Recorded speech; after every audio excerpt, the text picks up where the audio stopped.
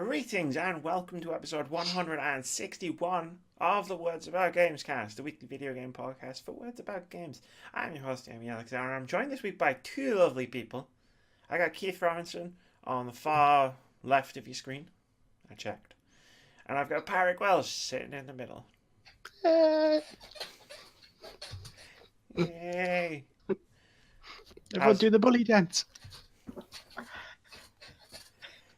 I feel like this is the E3. This is like us kicking E3 off. They were off to a fantastic start.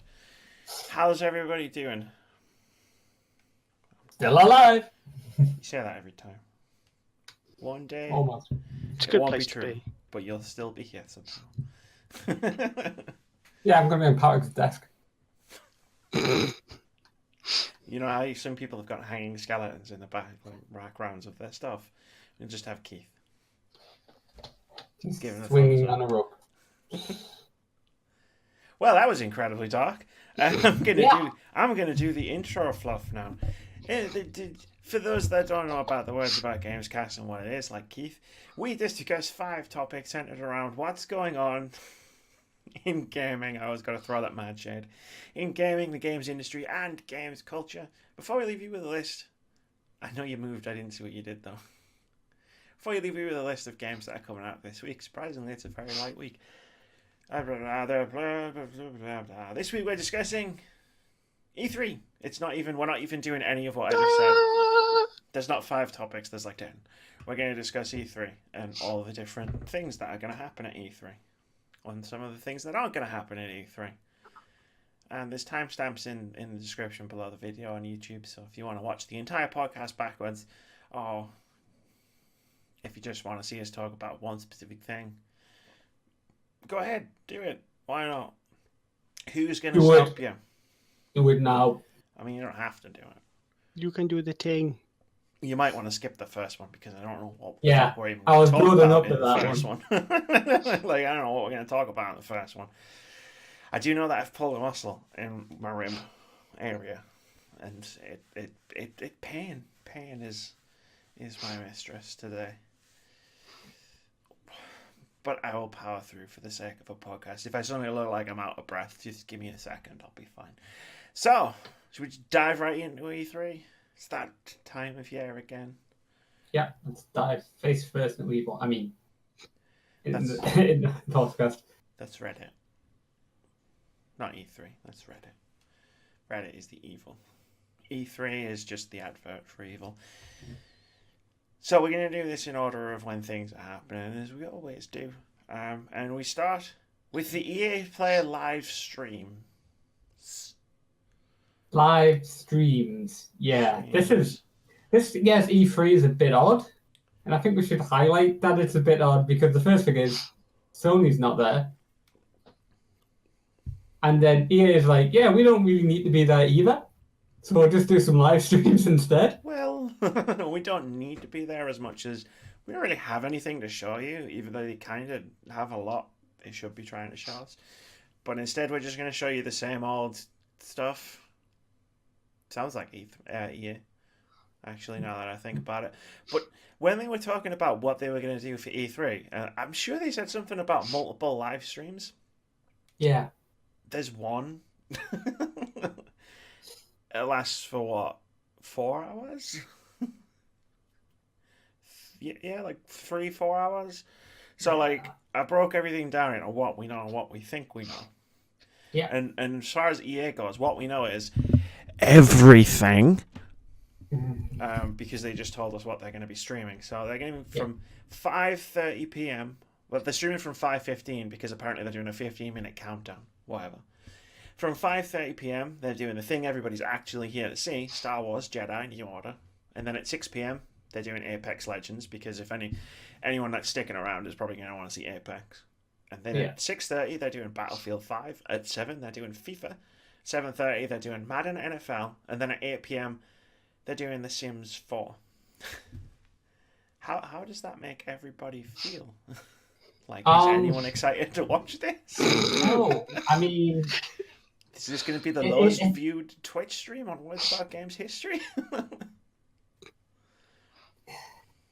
I'm just looking at it, and it's like, I mean, have they? I haven't actually seen any announcements of big names like coming to do these live streams. I mean, they've not got Snoop Dogg doing like the Madden. No, they've got people presenting stuff. Let me look it up while you guys talk about it. Yeah, it's like I'm not great at noting names from like the industry and stuff. And I was like, I looked at it and was like, okay, this seems really weird. I mean, I can think of two things. One, they think, oh, Sony's not going to turn up to E3. We don't really need, if people are abandoning E3, we don't need an E3 presence, so we'll just do a live stream. Or that they've shipped out every new game that's possibly going to come out to like the Microsoft stage or the PC gaming show and just went, we'll just save money and just do some live streams. I mean, we've got the booths on the shop floor somewhere, I assume. No, we've got people. Yeah, that turned up at like other people's stages. So I'll just stay home and live stream instead of like booking a convention hall. I mean, that's what I do. I just stay home and live stream. I'm sure there was something about it. I'm pretty sure there's people like Greg Miller and Andrea Renee and stuff like that doing the actual things, and I imagine it's developers and they're sitting on couches and they're playing things. Yeah. And they're going to be chatting. Half an hour is a long time to fill. Especially for things like FIFA, which, like, I know we joke about the sports sections of EA press conferences, but they generally don't get that long. Yeah, no. They just seem like it. They just feel like it. They're like 10 minutes, like 5-10 minutes tops, but they feel like half an hour, an actual solid half an hour. I mean, are they going to go like full, like in depth, like with a character creator in the new FIFA? Is this what we're getting? Is it becoming RPG as well as? We've added monster trucks. Yeah, to Apex Legends, because I'd be in for that. Like, if you could just blast across the map, massive monster truck, like from that episode of The Simpsons. This Sunday. I don't know what to say about EA. Anthem's not going to have a half an hour slot. That was interesting. No, don't they have that Cataclysm event that's coming out? They literally have a thing to talk about with Anthem. Yeah. Cataclysm's happening. And they're just like, nah, we're right. I've read a couple of people's descriptions of what Cataclysm is, and by the sounds of it, you could complete the entirety of the Cataclysm event in a half an hour. So you make it like, I don't want to dunk on Anthem, but you make it really easy sometimes. Even when you don't turn it up, it's so easy to dunk on Anthem. So let's move on. Like, we're gonna have like massive continued support of Anthem, starting with not having it at E3. Yeah. Isn't this a lot like when they said that they were committed to Titanfall, like the Titanfall 2, after sounds in between two games, and even the developer went, Vince. what does that even mean? And the next thing we see, like, 4 or 5 years later, is not Titanfall game, but is a game basically made up to go into the. It was 2.5 years later. Oh, genre. It was 2.5 years later. It was a very good game. Thank you very much, and it probably saved the Titanfall franchise as a whole. Yeah. But no, yeah, I remember that quote. The EA PR representative said, "Oh yeah, we're committed to the future of the Titanfall franchise." When he was asked about Titanfall 3, and Vince Zampella just went, "So whatever the fuck that means, basically." Yeah. Which respect to him. We don't have another Titanfall game. I mean, the future of the franchise is Apex Legends, and something else. See, I thought, because when I saw the EA lineup, I was like, oh, they've got nothing to show. And instead of doing that thing that they did that one time when they had nothing to show, where they showed like videos of people talking about shit in front of monitors. Yeah. Like, they're just going to do a live stream. Then I was like, well, I made a list. So, like, there's a new Plants vs. Zombies, which was in the financial end of year report. And Garden Warfare 3 was leaked. Was it last year?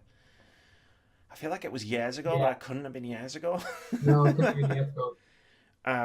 Need for Speed is coming out before March 2020. There's a Titanfall thing coming out at the end of the year. Everybody seems to have forgotten that they said that. Yeah, it's not Titanfall 3, but it is premium Titanfall content coming. which It's a made card me. game. It's a CGG. Free to play CGG. Well, they've done Well, I battle said royale, so mobile what's game, the... but then Amy pointed out that already was one. There already is one. I've played it. It's pretty cool. Whatever the next trend is after battle royales, like the next trend down, I guess. Dating sim? I don't know. I mean, Oh, Titanfall dating sim. That'd be nice. I'd be in. Like if someone did like a AAA dating sim. You've pushed the wrong button there, Keith, because now I'm hopeful. it's just the fact that I just backed, Monster Prom 2. That's the only reason I mentioned it. You're talking to the person who's one of her like most anticipated games coming out is called Boyfriend Dungeon, where you get to date all the swords. So that would be awesome. I'm just saying that would be awesome. I think that would be awesome. Sea of Solitude's coming out in July. That's that cool indie thing that they showed last year. Yeah. Dragon Age 4, anyone? I would be astonished if Dragon Age 4 popped up, given how soon it's been since. Oh yeah, no, it's not gonna. It's gonna be years away. But I guess my point is, they definitely have things to talk about, but they're focusing on other things, which is weird. Like, I would have assumed they were doing a separate live stream or something, unless, as you say, they've farmed out all of their reveals to Xbox. I can't really see them doing it anywhere else. Yeah. I mean, maybe they have some stuff that could drop on the PC show. Maybe, but, like, what would you drop on the PC show? Like, if you're EA, like, I don't think you would go there, because I think that's more of an indie thing. Manager? No. Right. Sega do Football Manager. And Konami does the Euros. Konami does Pro Evolution Soccer. And nothing else. Pachinko machine? Pachinko machine. God damn it. So... They did Metal Gear Survive. Oh, wait. They're releasing retro collections on Switch. Yay, that's what I need in my life. Retro collections. Listen, if they release a Silent Hill collection on Switch... I was about to say, if they release the Silent Hill collection, my attitude... That'd be nice. Like a proper one. 180, like, completely. I don't even care if it's that buggy piece of shit that we got on the 360. Like, I'll take it at this point. Like, if I had a way to play, like...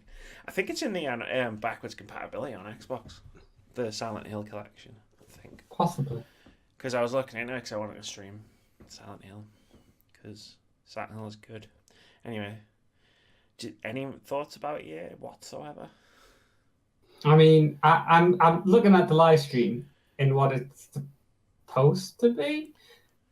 Yeah, I've got a few. If they're going to show anything, if they're going to announce anything, it's going to be on someone else's stage. Will they? I mean, it has the feel, but this is probably going to be a recurring theme of the holding pattern that is this year, with everyone sort of waiting for the next generation of hardware to drop. Like, all the games that they're sort of talking about are either stuff that we kind of so annualized that it's predictable as clockwork, like Madden, FIFA, and the sports stuff, or stuff that they kind of want to be games as service, like Apex Legends and Battlefield 5 and The Sims, like stuff with long tails to it. So it's not really about new stuff so much as just stuff that either we get on the reg anyway, or stuff that they just want to promote because they still think it's got a lifespan to it. Oh, The Sims definitely has a lifespan to it. Yeah, Sports fan had lifelines and legs for now. Well, loot boxes are still illegal in America. I don't know. I guess like EA's press conferences tend to generally be kind of boring, but there's always that one thing. Joseph Farah's the thing with Unravel when he came out with the Giuliani doll. And I mean, Adventure or Lovery 3. Yeah, their indie stuff that they put on stage is supposed to be really good. Like, I've never played a bad EA original game. Like, I think they've done 3. Unravel, well, they've done 4 really, because there was Unravel and Unravel 2, and there was A Way Out. Fucking amazing. I love that game. And Fee, which I never actually played. I'm guessing their logic is just, is there any point doing an expensive stage show when we're just announcing FIFA and Madden? I guess. And a season pass for whatever. I was going to do predictions, like one prediction each at the end of each one, but then I forgot to ask Patrick to do them. And Sorry, I can make one up if you want. It was my Dead fault. Space. They announced Dead Space 4. Dead Space 4. See, you get the energy I'm trying to come in with. It's not gonna happen. It's never gonna happen. That sucks too.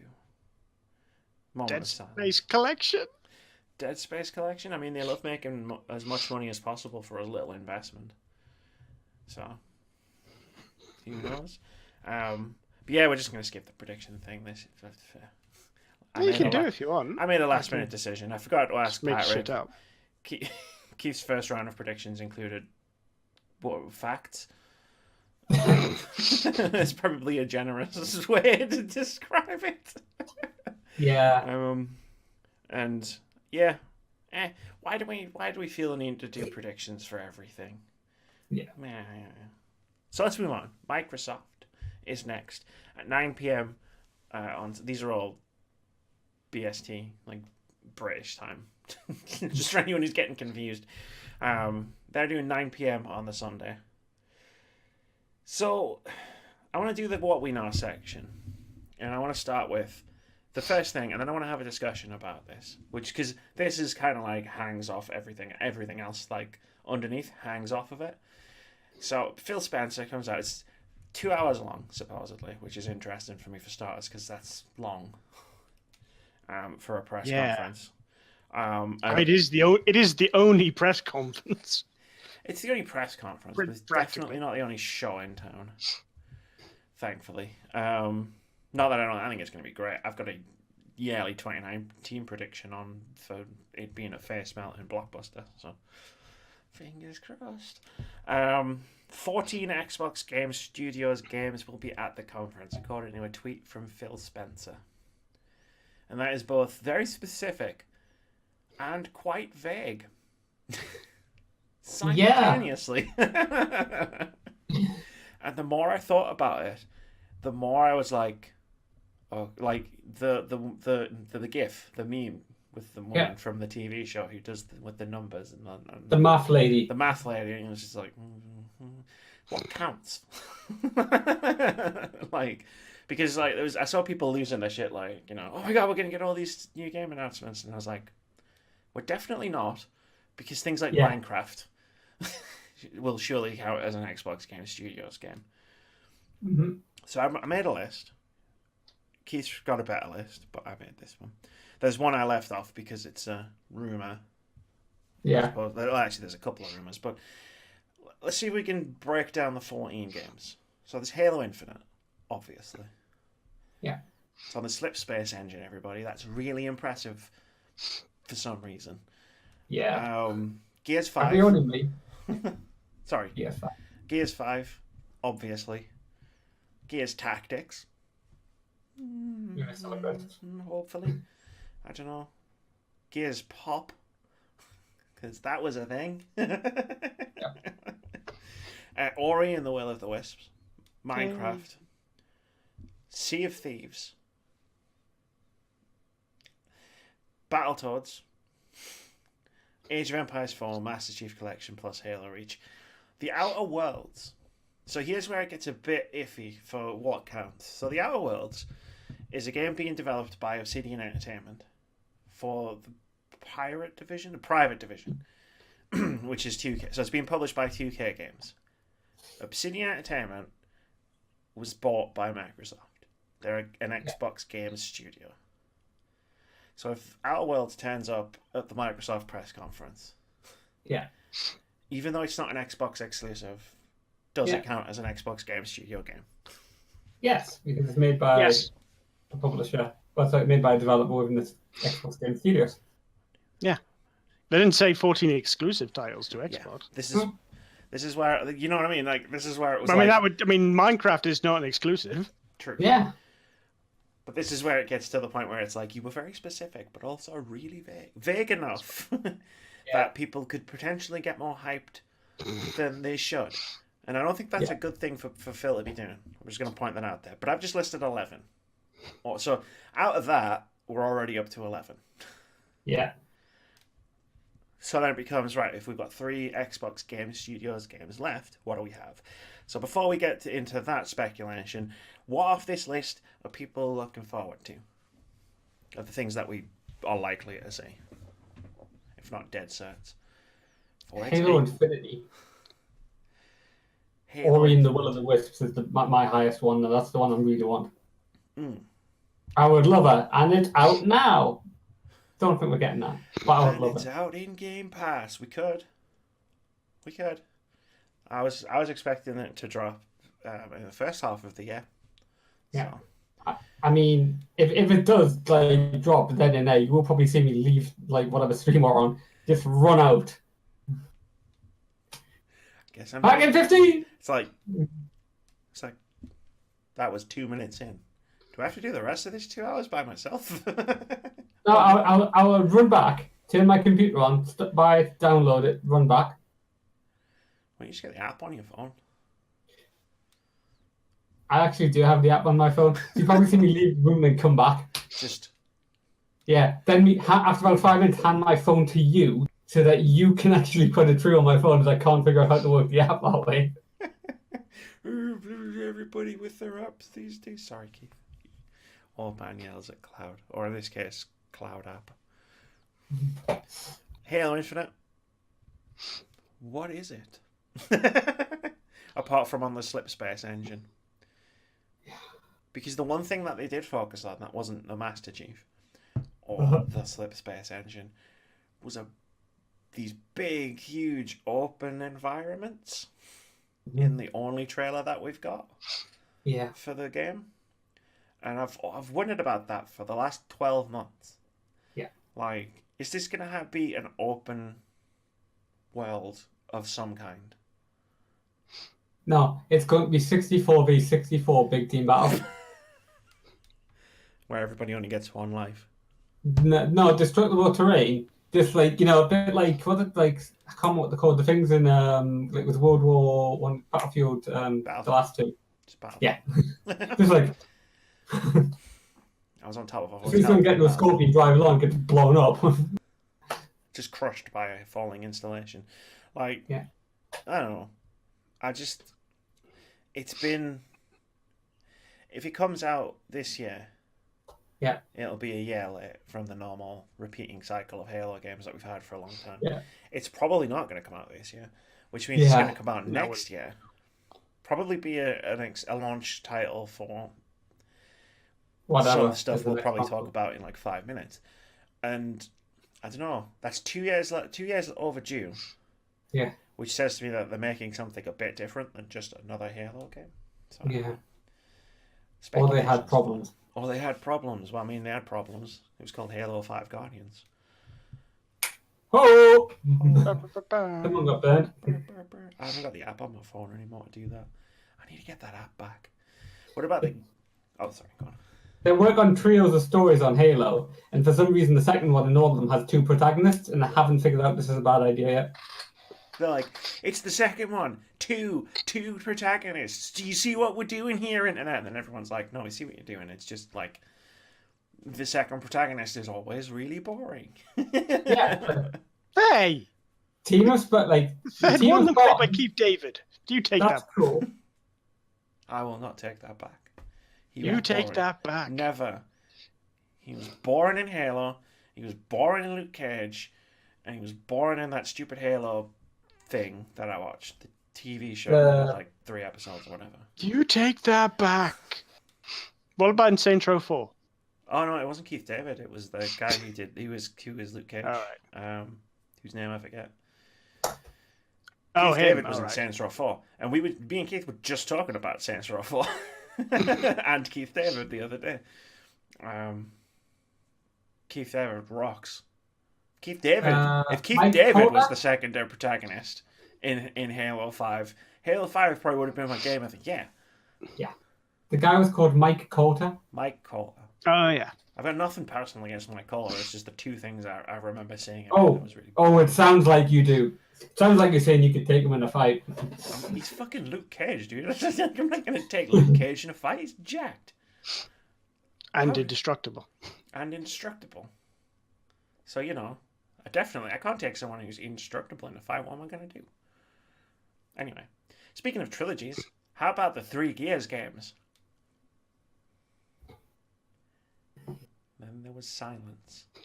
Yeah, I mean, I like Gears. We may be getting like an XCOM style game soon from the developers of XCOM. So my thing for Xbox like Gears Tactics is like a bit reduced. Gears Pop might be funny, but Gears 5 Gears is a series that neither me or Amy's ever really gotten into. I like Gears 4. I like Gears a lot. It's just that it's more of the fact that would have to turn my Xbox on, which is not really Gears' fault. It's. I mean, you can't fault Gears for that. No, it's like, can you not just be on the PS4? No. I have the reverse problem to Patrick. You do. That's true. Everything should just be on Switch. We have a podcast. Good luck getting Gears 5 on the Switch. No, actually, I take that back because Nintendo charge more for their games. They would charge like £60 for the first Gears on Switch. Not the remaster. The first Gears. Yeah, absolutely 100%. But it's on the go. So, like, where are you at? Like, apart from the fact that you have to turn your Xbox on, like, where are you at in terms of, like, I'm excited for Gears 5? Notwithstanding, Gears. I mean, I like the gameplay loop of Gears, but the world and the setting just bore me to tears. I kind of wish there was a Gears-like game that was in a more interesting setting, like Mass Effect. But... We can't say that. I don't think we're allowed to say that name on the podcast anymore. Yeah. As far as I'm aware, it's still on ice. Like champagne. I'm kind of excited for a Gears Tactics game. I don't care about Gears Pop because the Pop statues are little soulless, terrifying, omnipresent, like, landfill sites. Uh-huh. Amy tactfully moving to obscure something in the background. Because they're choking all the dolphins. But look at this, Sylveon.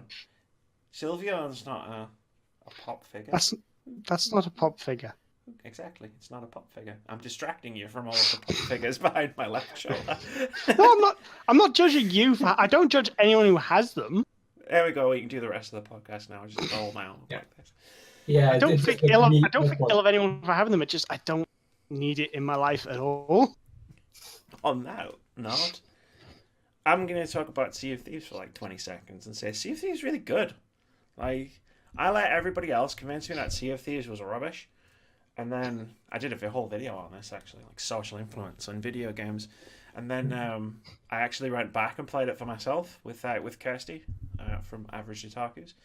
And I had a lot of fun. And I was like, this game's really good. What was I talking about? What was I talking about when I was saying, oh, yeah, it's not very good? And then... Yeah, I think some of your stuff was like, there wasn't really much content in to begin with. No, there wasn't. But here's the thing. Like, it was still fun. Like, oh yeah, there's not much content, but I never had a bad time with the game. But because everybody else convinced me it was bad. You're allowed to like things. Yeah. Exactly, Patrick. You're allowed to like things that are bad. And you're allowed to like things that other people don't not like. Bad. It's really good. The anniversary update came out, and it's even better. We've got Tall Tales now. There's quests. Multi-stage quests that we have to restart the next time we play because we got attacked by a kraken, and I tried to jump overboard and swim to the island with the totem that we needed, and I died, and I dropped the totem at the bottom of the ocean. So what do you think they're going to do for I don't know. I just feel like it's their big live service game, so it's going to be there. Yeah. There'll be something, like they might talk about the anniversary edition, or I don't know. I'm fine with whatever. It's fun. Is anyone qualified to talk about Battletoads? No. I might be. Good enough. What? I had an N64 and therefore was a programmed Rare fanboy. Why? What do you want to know about Battletoads? What the fuck is Battletoads gonna be? That's the thing. I don't know. I mean, the sensible thing to do to me would be to make it like a £10 Xbox Live game and just have it be like a 2.5D beat 'em up, and everyone has a good time and doesn't, and plays it for 2 weeks, then it's never spoken of again. Like Wind Channels when it came out. Yeah. Yeah. Or Castle Crashers or something. Yeah. Castle Crashers was fun. Just Played that for like a just week. I mean, just be what it is, like a straightforward Teenage Mutant Ninja Turtles ripoff. Cool. Because it was a running joke for years on this podcast that before every E3, I would be like, bring back Battletoads.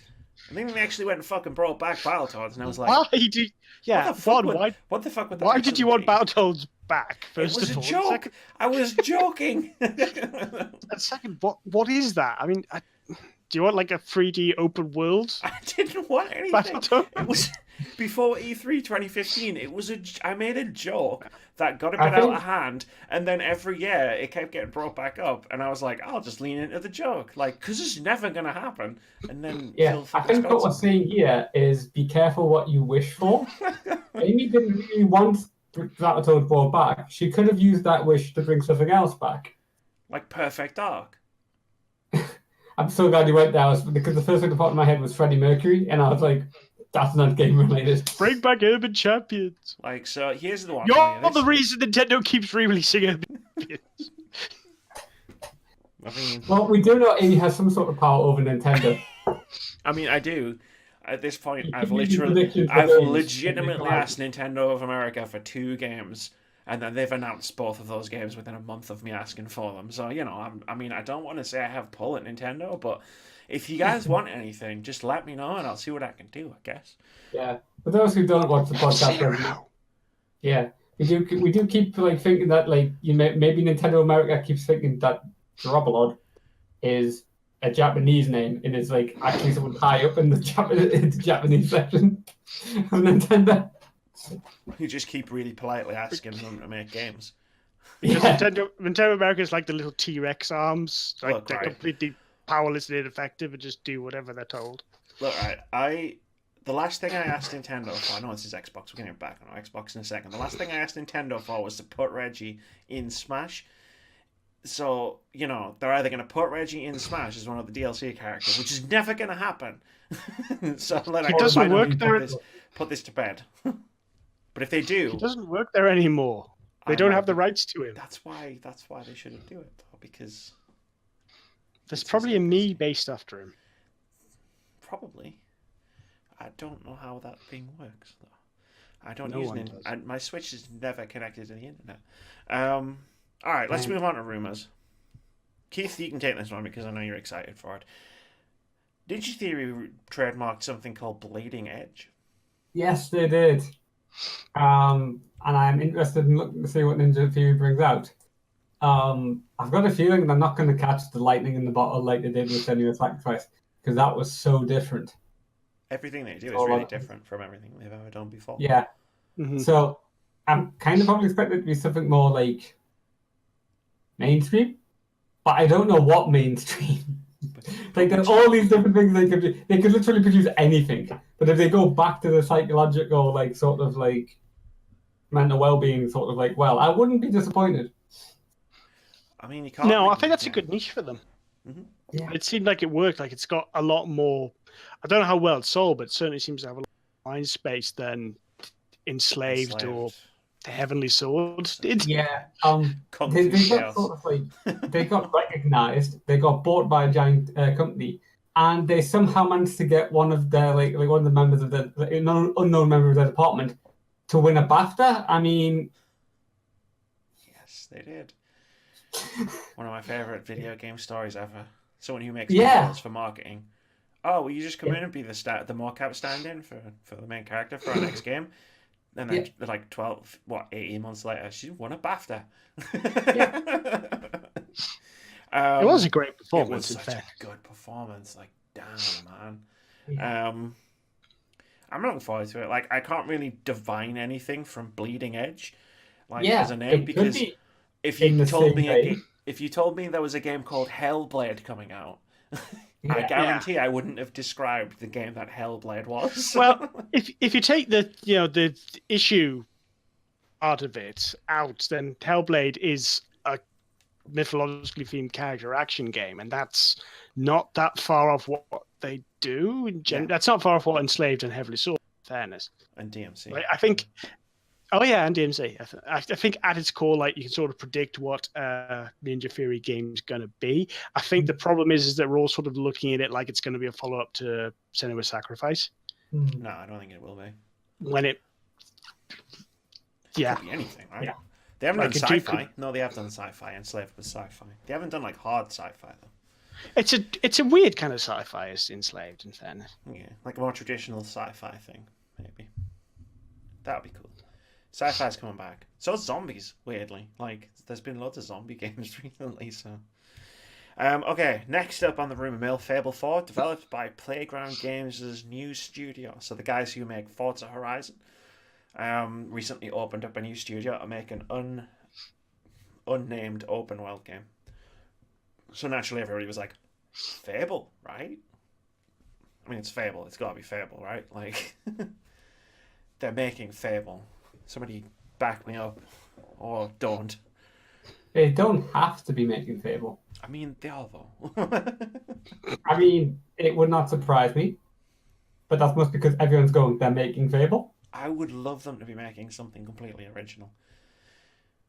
They can make open worlds. They've proven it. The Forza Horizon open worlds are fantastic. You know, and if the main character is a mute British prince or princess instead of a racing car, cool. Or it's a racing car that's also a princess. Or it's a princess racing car. What if it was just Fable, but all of the main character was a car? That would be cool. I'd be down for that. It's an open world car dating sim. I mean, shut up and take my money, right? Like, to quote Huber years and years ago when Shenmue 3 Kickstarter was announced, just take everything I have. It's all yours. If you make me a fucking open world car dating simulator where the car is a princess. I mean, Fable was cool. 3 was all right. It was all right. The last hour or so was just like, yeah. I don't know why you thought this was a good idea. The Fable games are better than people remember them but the reason people don't remember them as fondly is because Peter Molyneux promised games that you can't even make now. They're better than you remember, but nowhere near as good as Peter Molyneux said it was going to be. Fuck me, right? Like, those would still be the greatest games of all time if they were anywhere near what Peter Molyneux promised. Fucking Sean Murray's got nothing on Peter Molyneux. I'll skip that for now. Consoles and stuff and services we'll talk about in a bit. George Ray Martin has been recently released a blog post in which he was talking about what he's working on next since Game of Thrones TV show is done. And one of the things he mentioned was that he's been doing consultancy work for a game studio out of Japan. Now, this lines up with some rumours that happened not that long ago, before the blog post, that said that From Software were working on a game with George Ray Martin, and that they were going to reveal it at the Microsoft press conference. And it was going to come out next year. Would anyone be excited for a Game of Thrones game developed by From Software? It's not a Game of Thrones game, but yeah. That's probably not what it is. No, not at all. I don't think. As someone who wants to play the From Software games but can't because they're too difficult, I'm not sure I'm qualified to say anything, and I feel bad. As somebody who rebounded ridiculously hard off of Sekiro, but is a massive fan of From Software games, I feel that pain. I think it's a good overlap in terms of grimdark fantasy. Yeah. I was thinking about the overlap. Because, I've never read a Song of Ice and Fire. Ice and Fire. I have novel, many times, but I know of them from reputation. So, what you've actually got in the marriage of George Ray Martin and From Software make games they're not story heavy. They're very lore heavy, and there's a lot of storytelling done in the environment and in the enemies that you face. but there's no like, there's very little dialogue. There's no real cutscenes that tell a story so much as just introduce the next bad guy or the next character. So you've got that on one hand, and on the other hand, you've got George R.R. Martin, who, as far as I understand it, is one of the most verbose writers ever. Like, he goes into very minute details about things, and is very meticulous about plots and story. It's not a marriage I would have seen coming. They're two very different storytelling styles, is what I'm trying to get at. Well, I think I don't want to say it's necessarily a strength. George R. R. Martin's very enthusiastic world building and describing the world and the history that he's created, possibly to the detriment of the books, because certainly the last two Song of Ice and Fire books were probably longer than they needed to be because there was a lot of backstory and going into extraneous characters, and to the point that, you know, the dude's released the first part of his history of House Targaryen like as a standalone book. So if it's George R. R. Martin writes lore for Bloodborne, say hypothetically, that would be really cool, and he'd be very good at that, very good at it. I don't know that I necessarily see how he could be involved more beyond that. He did only mention that he consulted, so it's not like he's a writer. Yeah, he's not like the lead writer or anything. But yeah, it's not a game. People have been saying it's a Game of Thrones game, and it would make sense to capitalize on the fact that the show's done, the books aren't coming out, but it's not. I don't think FromSoft would be where you go for a Game of Thrones game, because there'll be too many Game of Thrones fans who would just be completely alienated by a FromSoft game. Well, a character action game where you kill a bunch of dudes doesn't really sort of fit with Game of Thrones. Mm-hmm. I mean, thematically and sort of spherically, they're not dissimilar, but it's not really about political intrigue and shit. Yeah. Okay. There's a couple more left, and then some hardware stuff. So next up, no Forza game, whatever. It'd be weird, but whatever. Do you think there's going to be any more studio acquisitions? Yes. I've heard a rumor that FromSoft is going to be a studio acquisition, which would blow my fucking mind right out of my head. But then I've also heard that they were going to buy EA at one point. So, you know, you take these things with a grain of salt. Yeah, it's like they're going to buy EA. I mean, they have the money to, which really surprised me. But yeah, I mean, I am expecting them to announce more game acquisitions. I think I put a yearly prediction on that. I mean, the FromSoft rumor is insane, but I feel like they set their stall out last year with the size of the developers that they were going for, like Ninja Theory, Compulsion Games, a bunch of the I didn't even know they didn't own Playground Games until they bought them, like stuff like that. So I think they'll be looking at sort of that kind of tier of developer. I don't think they're going to go after anyone big or any big publishers or anything like that. So I'd be interested. It'd be cool if they acquired some more studios. They're stacked. They're getting stacked. So here's an interesting one. I only found this out yesterday. Dino Crisis. There was two things that happened. There was a Twitter exchange now deleted between GameStop and SteelSeries. And it's the fact that it was deleted. So I think it was GameStop who was saying, "Who's ready for more Dino Crisis?" And then SteelSeries was giving them the winky face, and then GameStop deleted the tweet.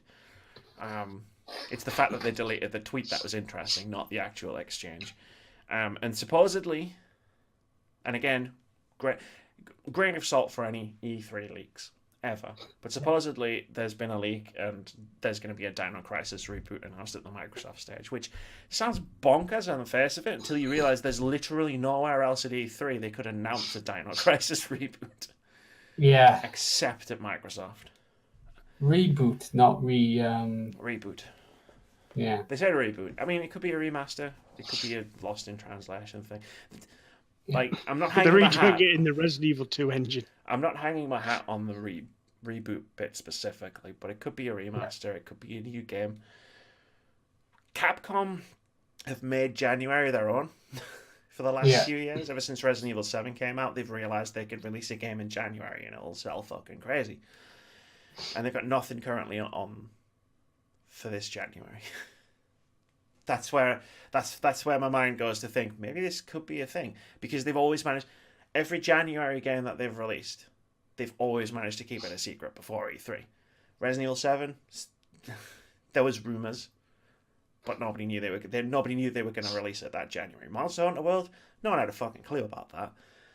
Resident Evil Remake 2, they'd already said they were working on it, but when they revealed it that it was coming out in January, nobody knew any of that. So, Dino Crisis, maybe. Dino Crisis, it's so cheesy, but it's so fun. What if Resident Evil, but with dinosaurs? Man, I would have loved to have been in that original pitch meeting. So I think zombies are played out. So how about we replace all the zombies with velociraptors? We need to make more Resident Evil games, but if we make too many, we'll burn everyone out, which they did anyway. So, what do we do? What do we replace the zombies with? And then I guess they went through all of the other horror monsters, and then someone was watching Jurassic Park. I don't know how that decision came about, but hell, yeah. I enjoyed Dino Crisis. I'd love a reboot. I don't know how Dino Crisis 3 came about, but yeah. I mean, that's easy. Dinosaurs in space. It's already one of the cheesiest games ever. Why not? Someone was probably watching that Freddy or Jason X. Was it Jason? Where they go into space? Jason X is when he goes into space. The last canonical Jason film that doesn't have Freddy Krueger in it. Wow. Before the reboot. Okay, so are they going to mention new consoles? Are they going to mention them? How much are they going to mention them? Is this going to be a full reveal? Is that why the show's 2 hours long? Yeah, it would make sense. If it being 2 hours long, they had a big reveal. For hardware, and I know they're going to talk about hardware at some point. It's Microsoft. I'm just wondering, where do they put it first and try and get do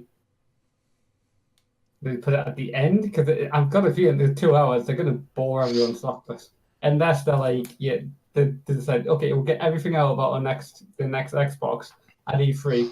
We'll scoop Sony by announcing the price, and your move, motherfucker. For a product that's getting released next year. Yeah, they won't announce the price that early. They can't. They don't know how much it's gonna. They don't know how much the components are gonna cost this early.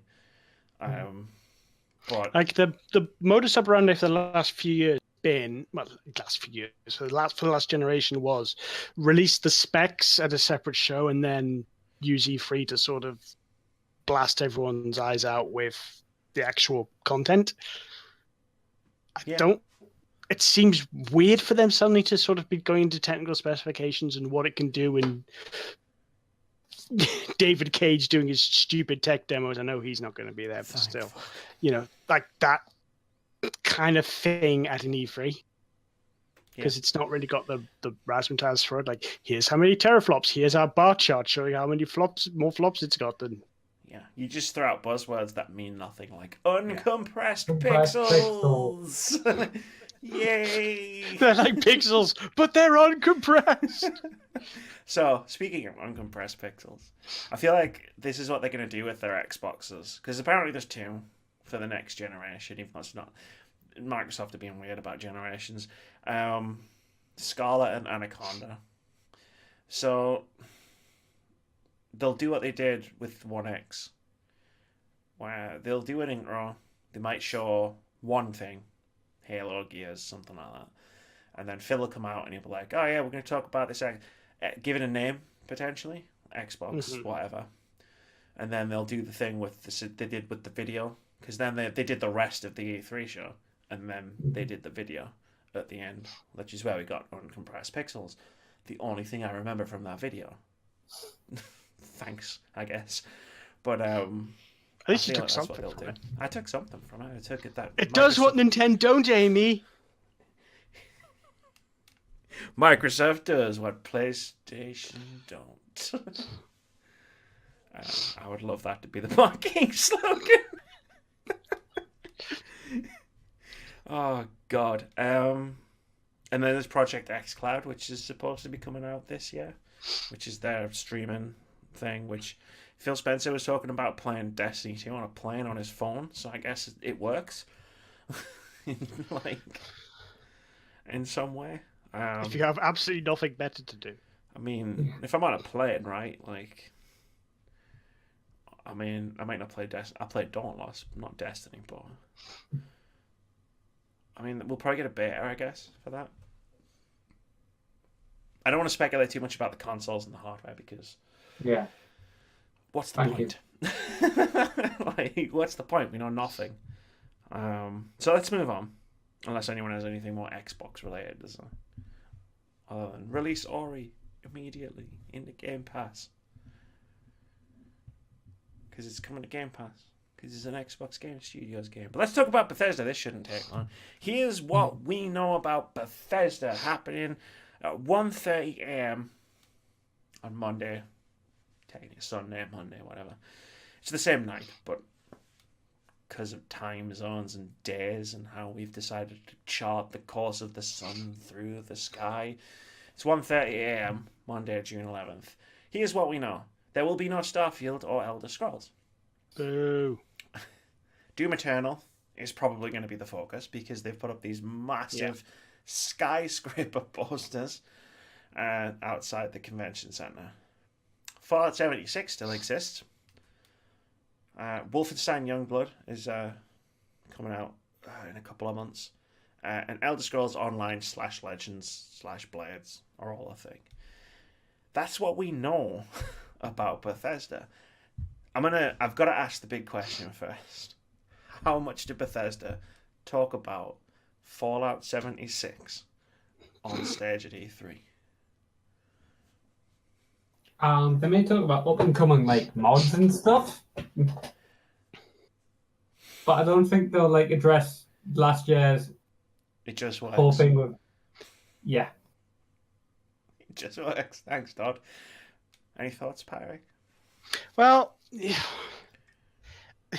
It goes one of two directions. Either they don't talk about it at all in case it's dead and they're not just basically cutting their arm off to save themselves. Or Fallout 76 Round 2 Season Pass. Here's what's coming in Fallout 76. Yay. I suppose the advantage about E3 is that the audience is going to be a bit more professional. They're not going to have people asking if it's an out-of-season April Fool's joke.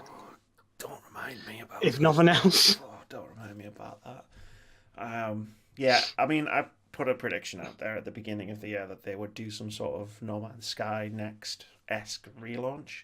Or like when they did Final Fantasy XIV or Realm Reborn. Because at this point it's unsalvageable unless they just redo it from the ground up. And there's been some stuff that people have found, some like secret areas and stuff that points to the theory that Fallout 76, the world that the players are currently exploring is a simulation, and that's the experiment of the vault that they're in. So they might be laying the groundwork for saying, actually, you know, we're going to reboot it and this is how we're going to do it. I mean, they've got to talk about it because if they don't, that's going to say them just as much. And then I feel like that'll undercut anything else that they try to talk about because everybody will just ask questions about what they're going to do about Fallout 76. That being said, I have no idea how they approach it because of how smug Todd Howard was about it last year. They've kind of dug themselves into a hole in that regard as well. So I don't know how they actually approach talking about it. Fucking Todd Howard. Now, we've read on the internet that some of our games have bugs. Did you not know what state Fallout 76 was in when he said that?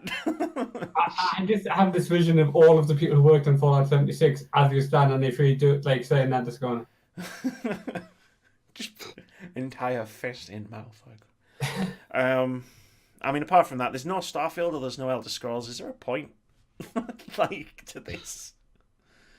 Like, Doom's great. Don't get me wrong, I love Doom.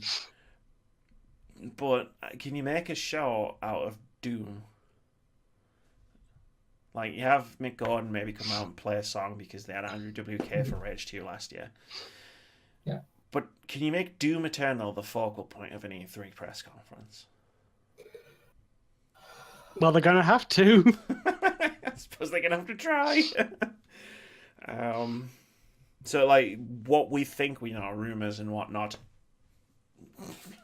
Nothing. We know nothing about anything else that's going on at Bethesda. Yeah. Because they kind of took the two big cards out of the deck by saying, "Oh, we're not going to have Starfield, or we're not going to have Elder Scrolls." Arcane Studios might be making something. Like it's been a few years since Prey. I mean, they could be pulling like Beyond Good or Evil, and they do pull out one of these things on stage. Yeah, that is true. We're going to talk about that in a minute. Yeah, Beyond Good and Evil, which isn't going to be at E3 this year. Again, I've heard that before. Yeah, so I guess Bethesda's going to be there. Maybe they're going to Square Enix it like Square did last year, where they really didn't have anything that they needed to show us, but they just turned up anyway. Because they wouldn't get their deposit back. Could you imagine? The reputation of that series currently being where it is. We're not going to show you Starfield, and we're not going to show you Elder Scrolls, but here's the next Fallout. I think the roof would collapse on the press conference. I'd be okay with it. The roof collapsing, or Fallout 5? Fallout 5. Fallout New Vegas 2. Nah, I think we'll get a reboot of Fallout 76, Doom Eternal, Wolfenstein, and maybe an Arcane game. And then all the fucking Elsewhere's coming out for Elder Scrolls Online. Someone needs to check it for plagiarism. Moving on, this won't take long. Number 4, Devolver Digital, 3 a.m. Monday, June 11th.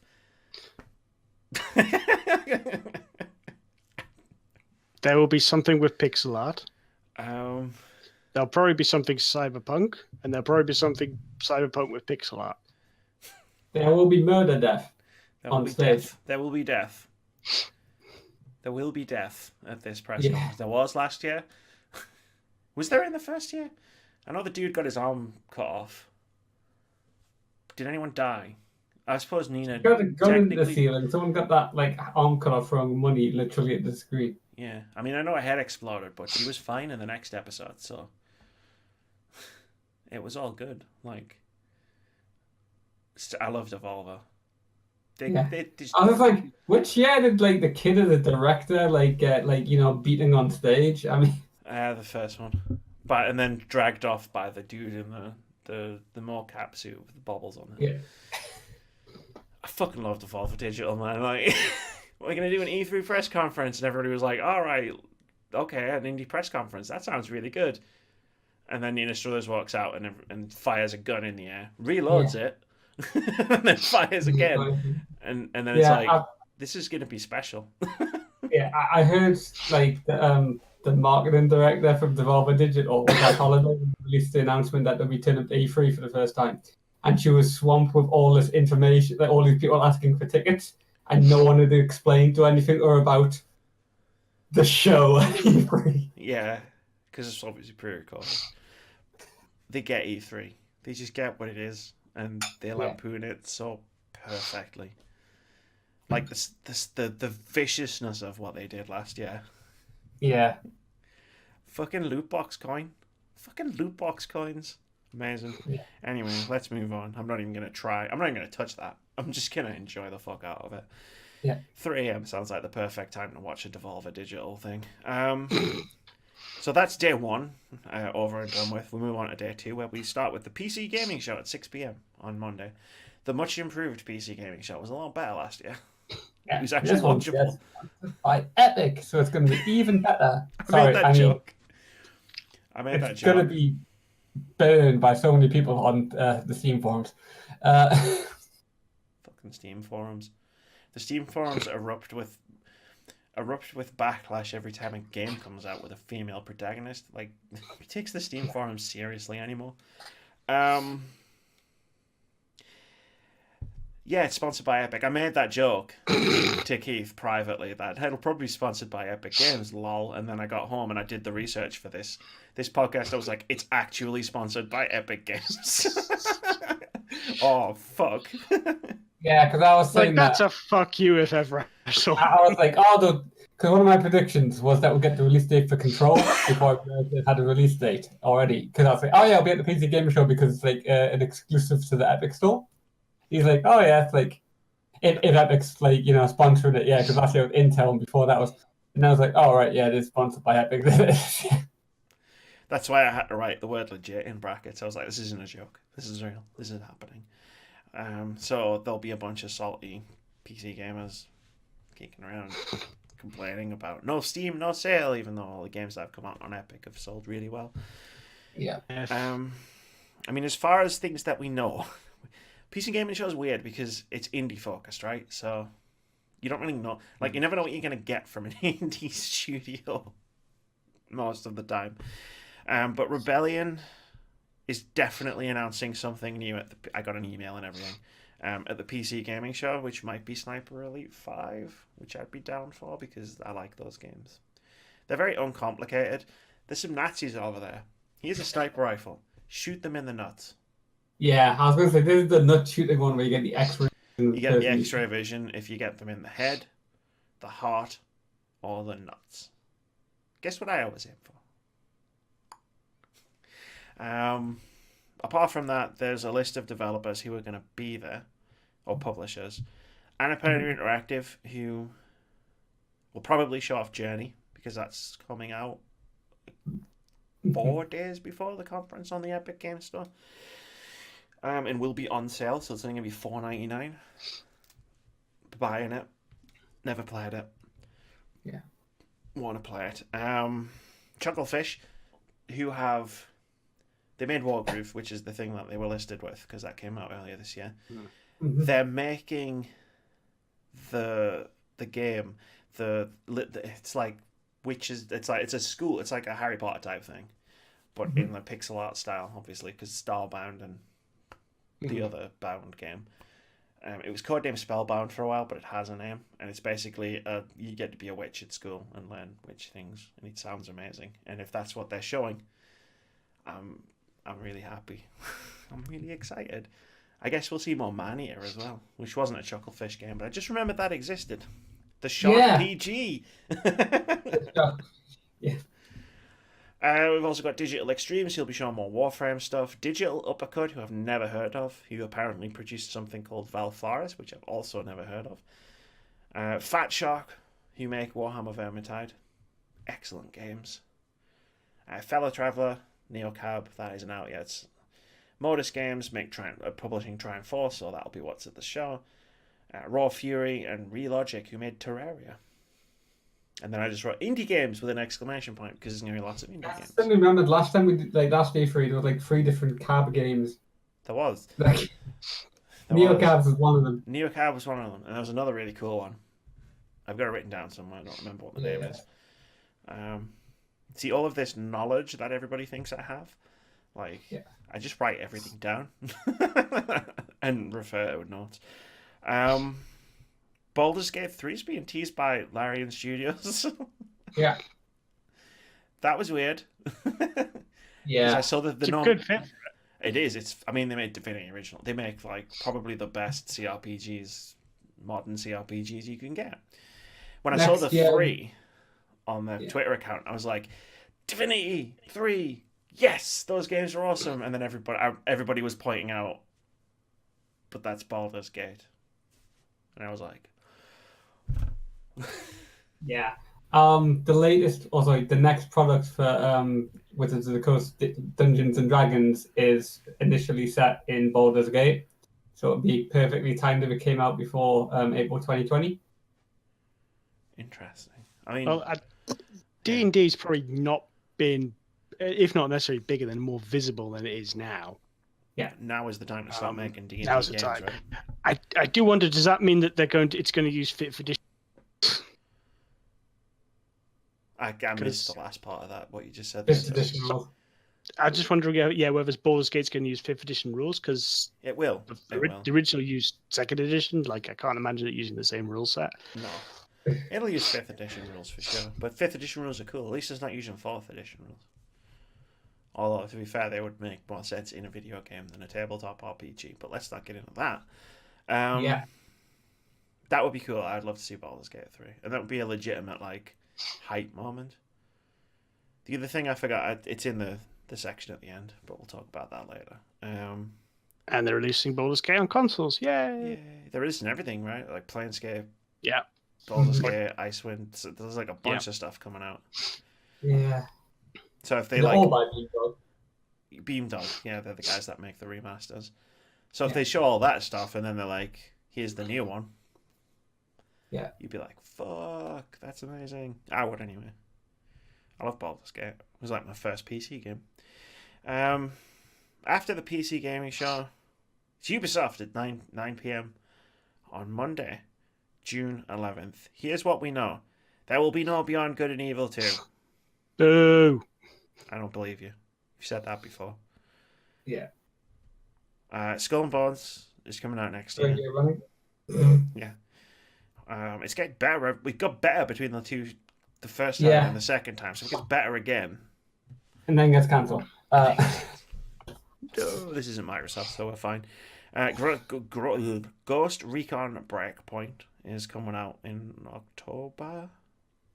November. It's coming out at the end of the year. There's a Settlers game. Didn't know that. Yeah, neither did I. Found out. And the Division 2 exists and is a live service game. Do you believe that there will be no Beyond Good and Evil 2? Do you believe them for a second? No, it's actually there's a separate live stream happening the week. It's either the same week or the week after for Beyond Good and Evil 2. So this time is probably accurate. They're probably not gonna be there, which is a shame because they provided one of the most heartwarming moments of E3 last year. When the developers' mics were still on when they exited the stage. And they were like, "We did it." Aww. That was really sweet. That was so cool. I love that. Ghost Recon Breakpoint probably won't be a big part of the show because they had a 10-minute, 12-minute reveal not that long ago, like a few weeks. Skull and Bones, I'm happy, I'm excited. But let's talk about the things we don't know. So there's two things that have been leaked. One by Ubisoft themselves. Congratulations, guys. A subscription service was turned on Uplay on PC. You can buy anything, but it appeared. Yeah. Why would you get that? Ubisoft games are on sale like every other week. I mean, I don't know how to argue with that logic. But it seems like they're going to do an EA Access type thing, where you get all the Ubisoft games for a low price per month. They release enough games to justify it. Well, to be fair, like if you're getting all of the new games that come out, like they release like 3-4 games per year without fail.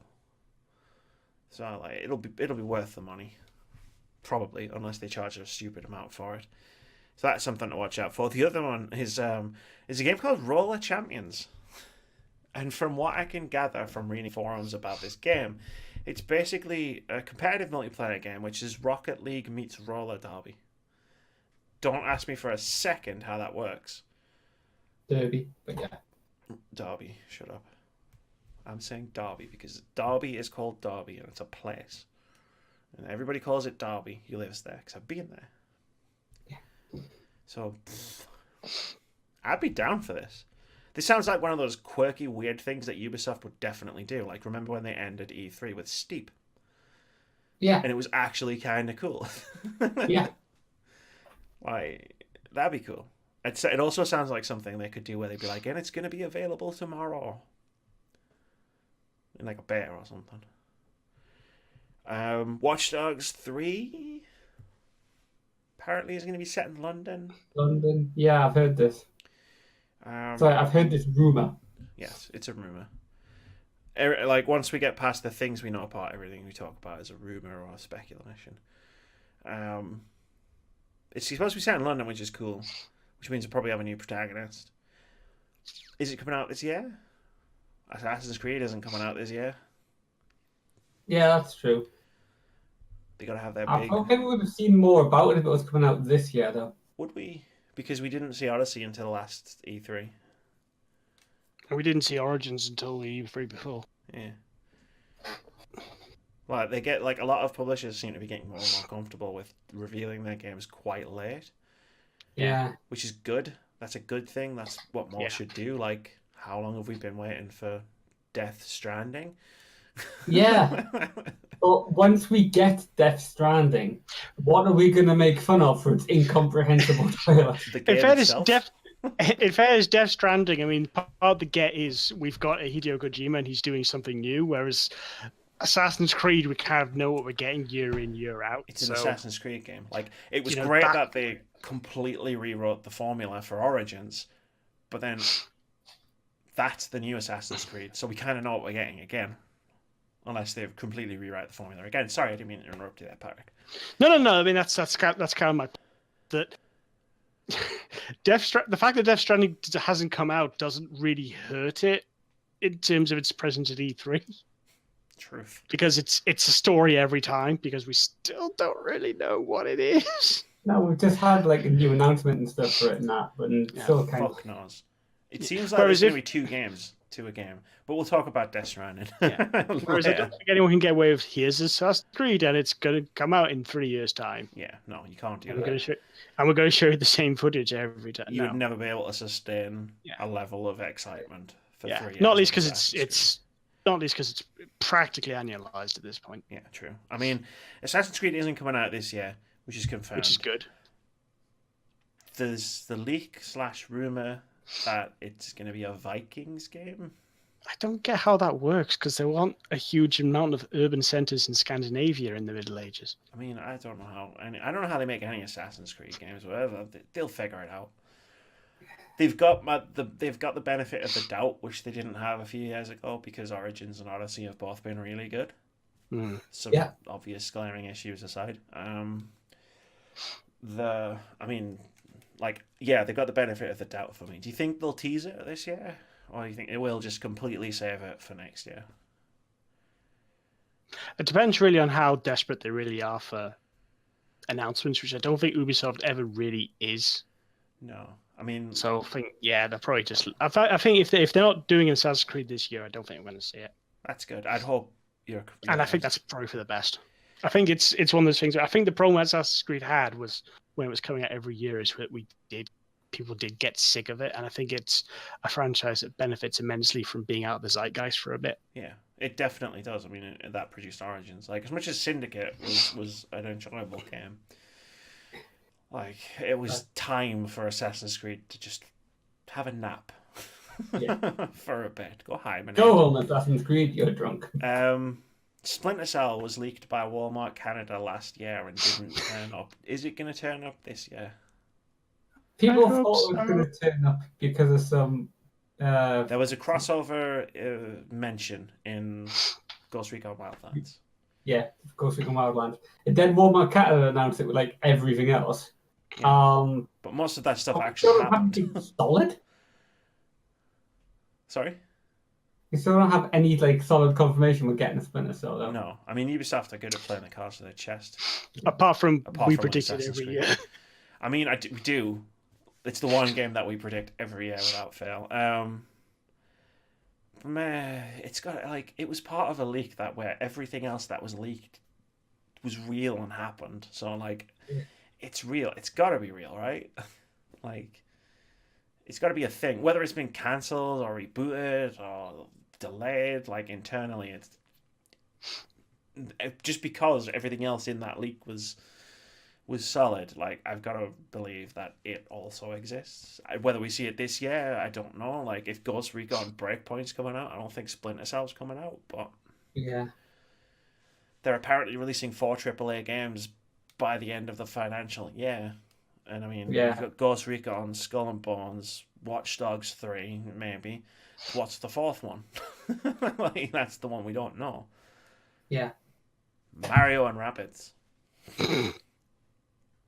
That sold really well, apparently. Yeah. It's always on sale. Like, I think it's had a really long tail. I think it's one of those things where people get it cheap when they get a Switch. Also, to fucking I'd love That to see has it. like a gold edition as well. I really want to love it, but I hate the fucking rabbits. The rapids were cool. I hate them. In Mario and Rapids. It was fine. Like, if it was just a Mario tactics game, it would be my favorite game ever. But it's a fucking minion ass. I know what I'm asking Nintendo for next. Mario Tactics. Be amazing.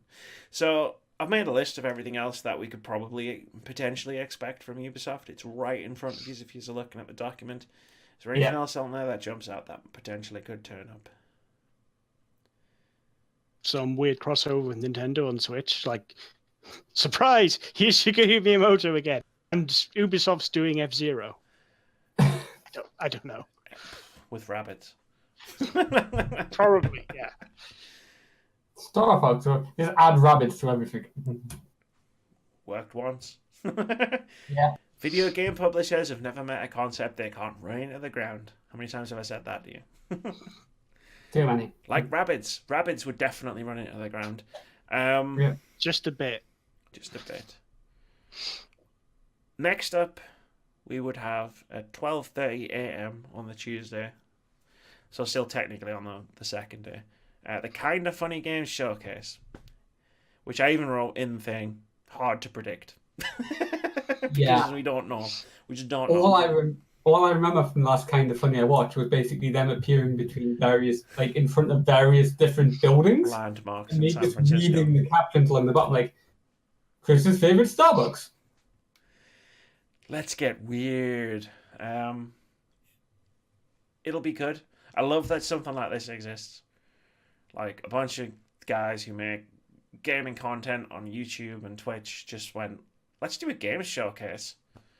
And then a bunch of indie games got showcased. And then they're going to do it again at E3. Cool.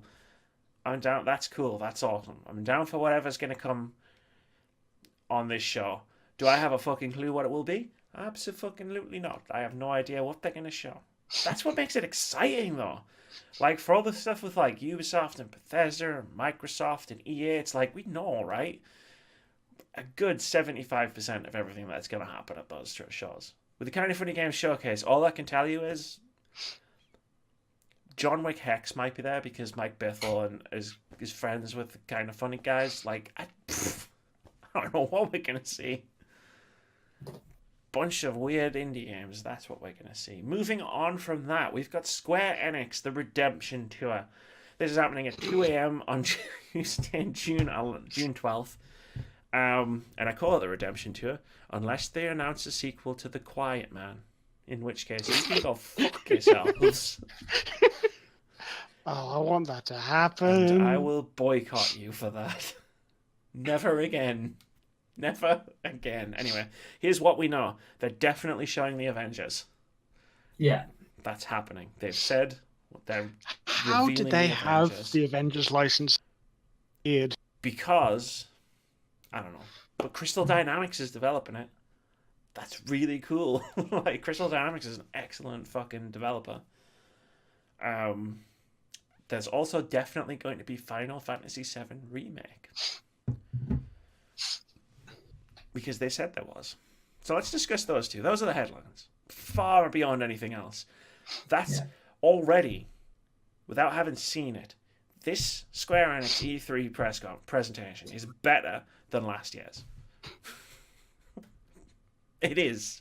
Nothing happened last year. There was no reason for them to be at E3. You say that about Bethesda a lot, and they still turn up year after year. Bethesda have to come out and tell us all about the paid mods that aren't paid mods. On paying mods, yeah. What kind of game do you think the Avengers is going to be? They've mentioned multiplayer, so there's definitely going to be some multiplayer in it. Co-op multiplayer, 4-player. Open world action game like Spider-Man and Batman. And you get to create your own Seems to be the model. Apparently, according to a leak. So you think it's going to be more towards an Arkham or a Spider-Man, as opposed to, say, an online live service game? I couldn't even bring myself to say it. The only thing that sort of throws it out is there's a lot of characters in Avengers who fly about, and that just seems like it's going to be mechanically tricky to pull off. True. I mean, in a way that it doesn't turn it into a Lego game. I mean, that was one of the only good things about Anthem. So I just had this sudden vision of Captain America turning up on his motorbike, getting off, and telling the other characters, "Some of us can't fly," and then walking into the submission starts. they're not gonna do a joke from Arrow, okay?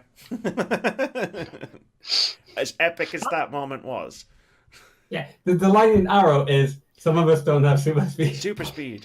I don't have it because they're just standing there. Flash and Supergirl are just standing there like. Spoilers, it turns out you play as Hawkeye. You create your own characters. Apparently, there's been a small leak of like a blurb for a talk or a presentation or something at the E3 Coliseum on YouTube. It sounds honest, like it's a character creator deal.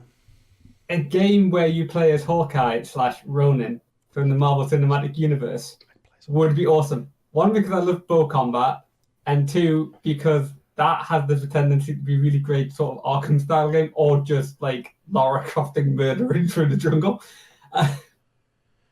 Doing detectiving on the way. Again, it would be in their wheelhouse if they did that. They're not doing that, but it would be in their wheelhouse if they did, because it's Crystal. But this isn't the only Marvel game. I've got this in the rumors and what we think we know section. But again, when they first announced the Avengers project at Square Enix, this was for multiple games. So the Avengers is just the first one. Apparently, Eidos Montreal are staffing up to make another Marvel game. All I can think of now is I want Hawkeye the video game. He probably voiced by the actual actor as well. I don't know about that. I imagine he's definitely going to be in the Avengers, but I don't know. He won't be playable, I don't think, if they go down the character creator route. Yeah. You might be able to make a bow and arrow superhero, though. Yeah. I don't know. I talk about this and I just remember those old MMOs, City of Heroes and Champions Online, and I'm just like, yeah, those weren't great. But then I think this is AAA. Let's talk about Final Fantasy VII Remake. Do you want to hear a fun fact from Square Enix's end-of-year financial report? They're expecting... I ever? Oh, everybody always does.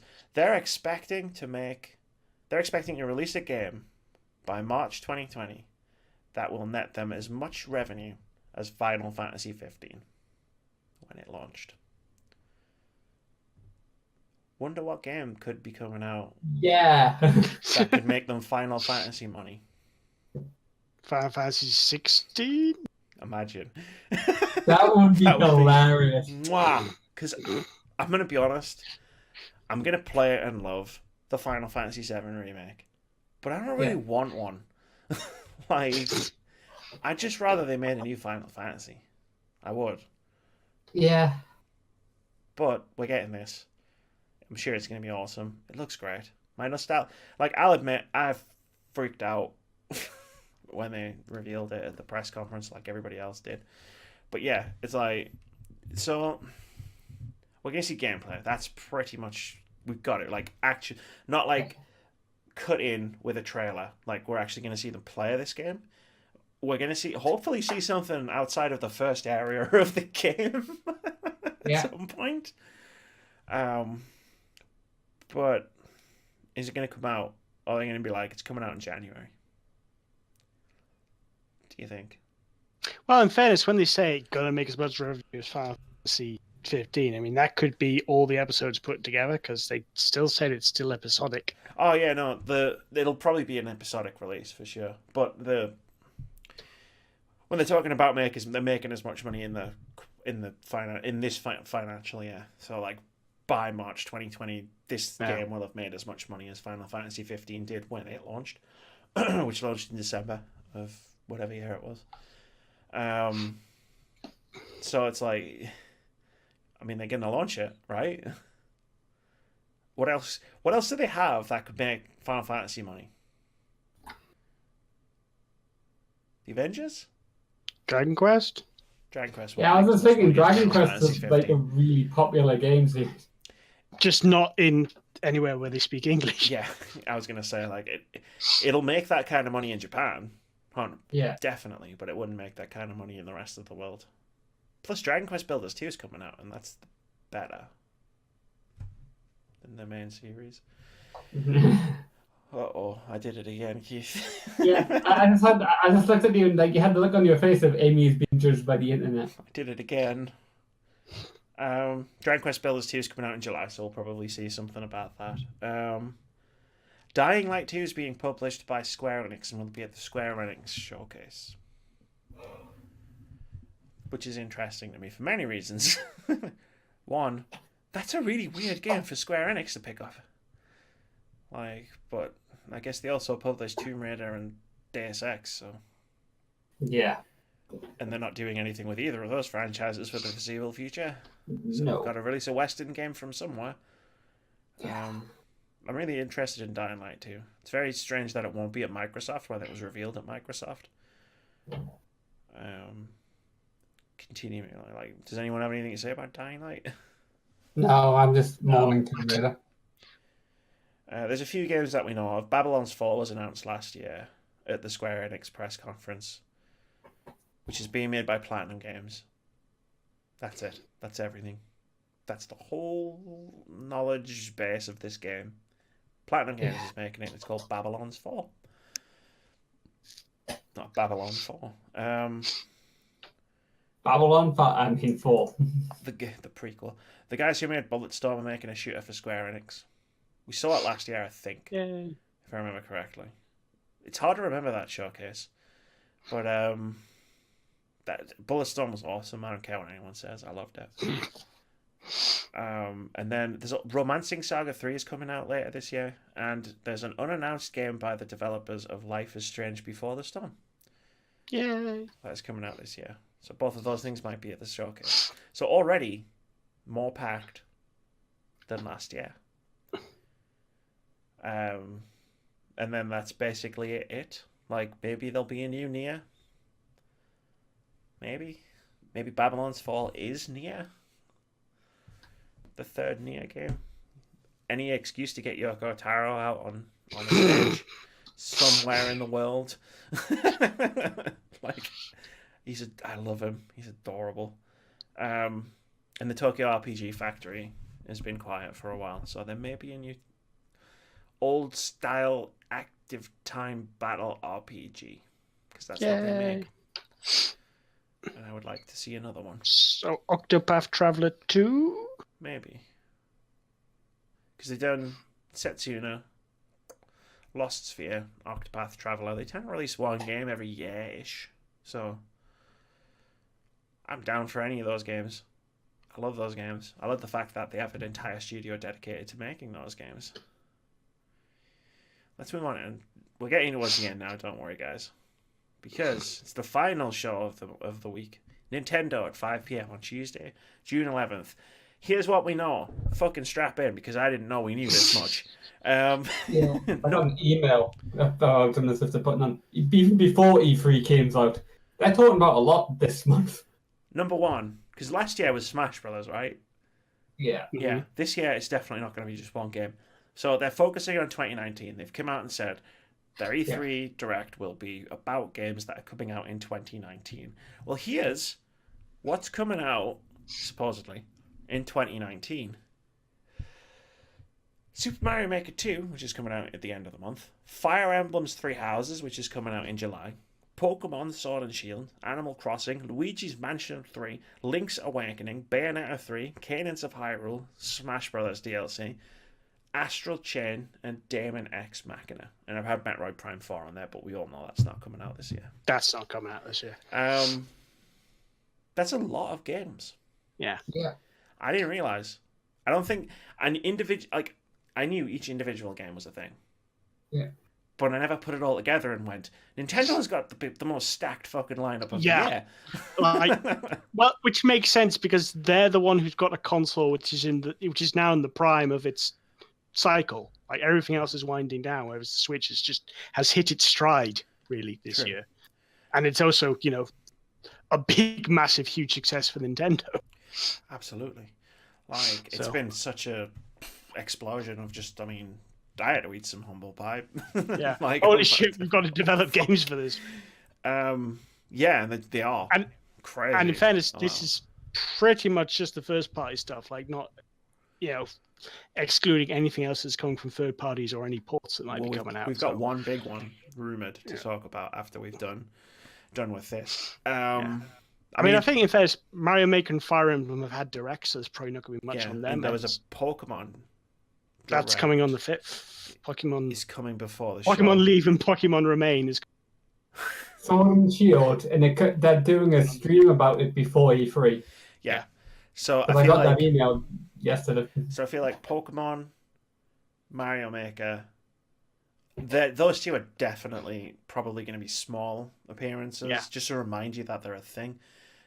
Because they're already going to have had recent directs, and in the case of Mario Maker, it's coming out imminently. Yeah. Fire Emblem, I feel like they'll want to push a bit of Fire Emblem because it's just a month away. Yeah.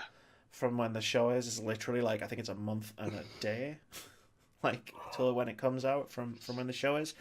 The main focus is Animal Crossing, right? Yes, that's got to be headlining. I would have thought. Like that's going to be the Smash Brothers of this direct.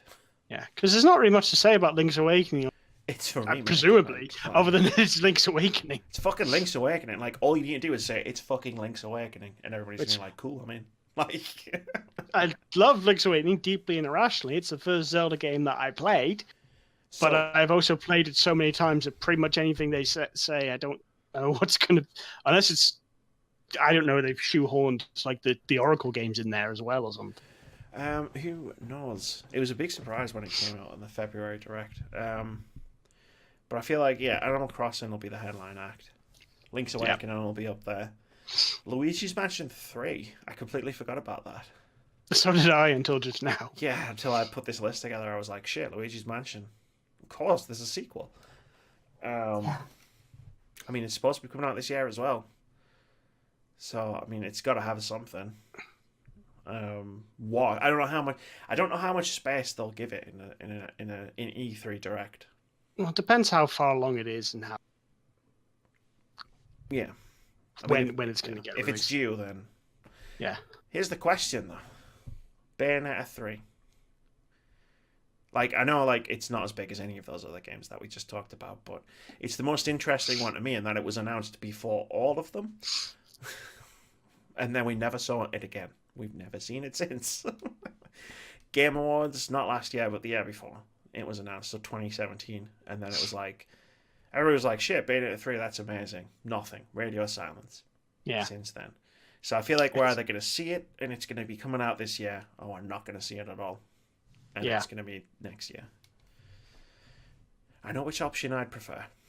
I suppose it also raises the question how well Bayonetta did on Switch.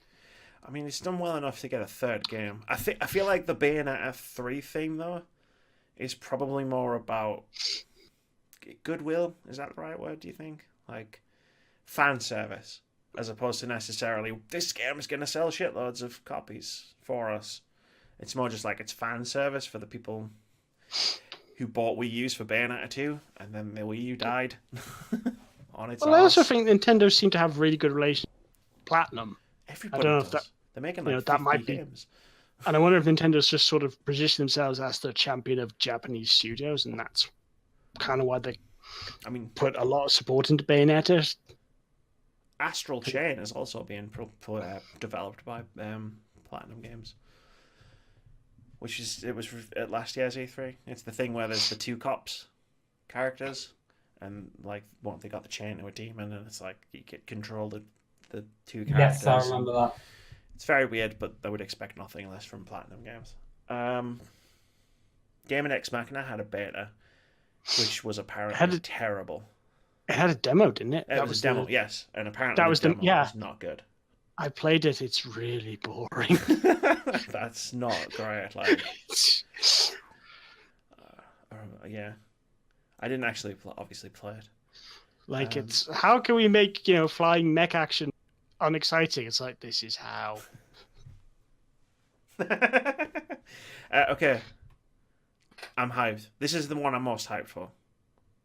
This one right here, this Nintendo Direct.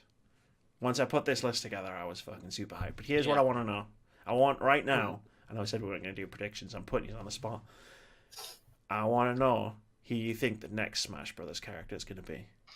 I don't know. I've been thinking about this for months. Because I already put my cards on the table instead of Reggie. So I think it's astonishing that we've gone 6 months and we've so far had one DLC character announced. I mean, the second one's announced at E3, right? Joker's Yeah, out. it's now, got- so It's got to be. Joker's out. Joker's out. The plant pot thing's out. Piranha didn't count. Piranha didn't count. It's not part of the. It's not counted into the season Because it pass. was a day one thing. They- Not Not quite day pre-order one. bonus, It came wasn't it was a pre-order bonus essentially, yes, but it came out like a month after release. So there's still 4 more characters for them to There's still 4 more characters to be released, and somehow 6 months after the release of the game, they still haven't announced them. So you dodge the question all you want. I want to hear who's the one. Who's the character? Who's the next character? Well, okay, so Nintendo. So Sakurai said that it's not up to him; that it's coming from Nintendo corporate. So it comes down to what would they want in. There's kind of, sort of further relations with others, and I really don't know. I don't want it to be the case, but I suspect we'll probably get Rayman, like something from Ubisoft, because they're like Nintendo's favorite child. Microsoft and Nintendo recently announced a few partnerships. Mm-hmm. I'm not What's suggesting Master Chief. Master Chief. Banjo. How would that even work? Banjo, dude. Same way that Wii Fit Trainer works, they just shoehorn them in. I mean, fucking Solid Snake's in there, right? Like, Yeah. they'd find a way. Yeah, but Solid Snake's not a first-person shooter character. Like, he has a visible move set that isn't just from a first-person perspective. Oh yeah, for that one. I meant Banjo as well. I didn't suddenly expect Marcus Phoenix to suddenly just chainsaw a fucking. That would be more apropos, certainly. Definitely. I don't know whether to ask Keith, because I don't think who's the next Smash Brothers character. I was thinking about, like, I don't know, maybe they'll draw another one from Final Fantasy VII and put Ares in, but No. Because Square Enix was really stingy in Ultimate. Like, there is, like, they put in Cloud, Midgar Stage, two songs, and that's it. And Cloud's got an alternate costume. There's no stickers, no spirits. There's only 2 songs compared to Castlevania's like 37. Like, Square Enix doesn't seem to have given Nintendo the absolute bare minimum, and I'm wondering what Sakurai had to do to even get that. Truth. Okay, a couple of rumors I want to talk about. Number 1, Witcher 3 coming to Switch is a rumor, and then I wrote Switcher 3 because I love Witcher 3 is a massive. the Switch game. implode as soon as you try to play Witcher 3. I don't see how the Switch can possibly even Witcher 3. I don't. It was well optimized on my PC on PCs, but I mean, imagine the Witcher 3 in handheld mode. 1, it would be amazing, but 2, I don't know how that would work from a technical standpoint. Go on. I really don't see that. Witcher 2, maybe?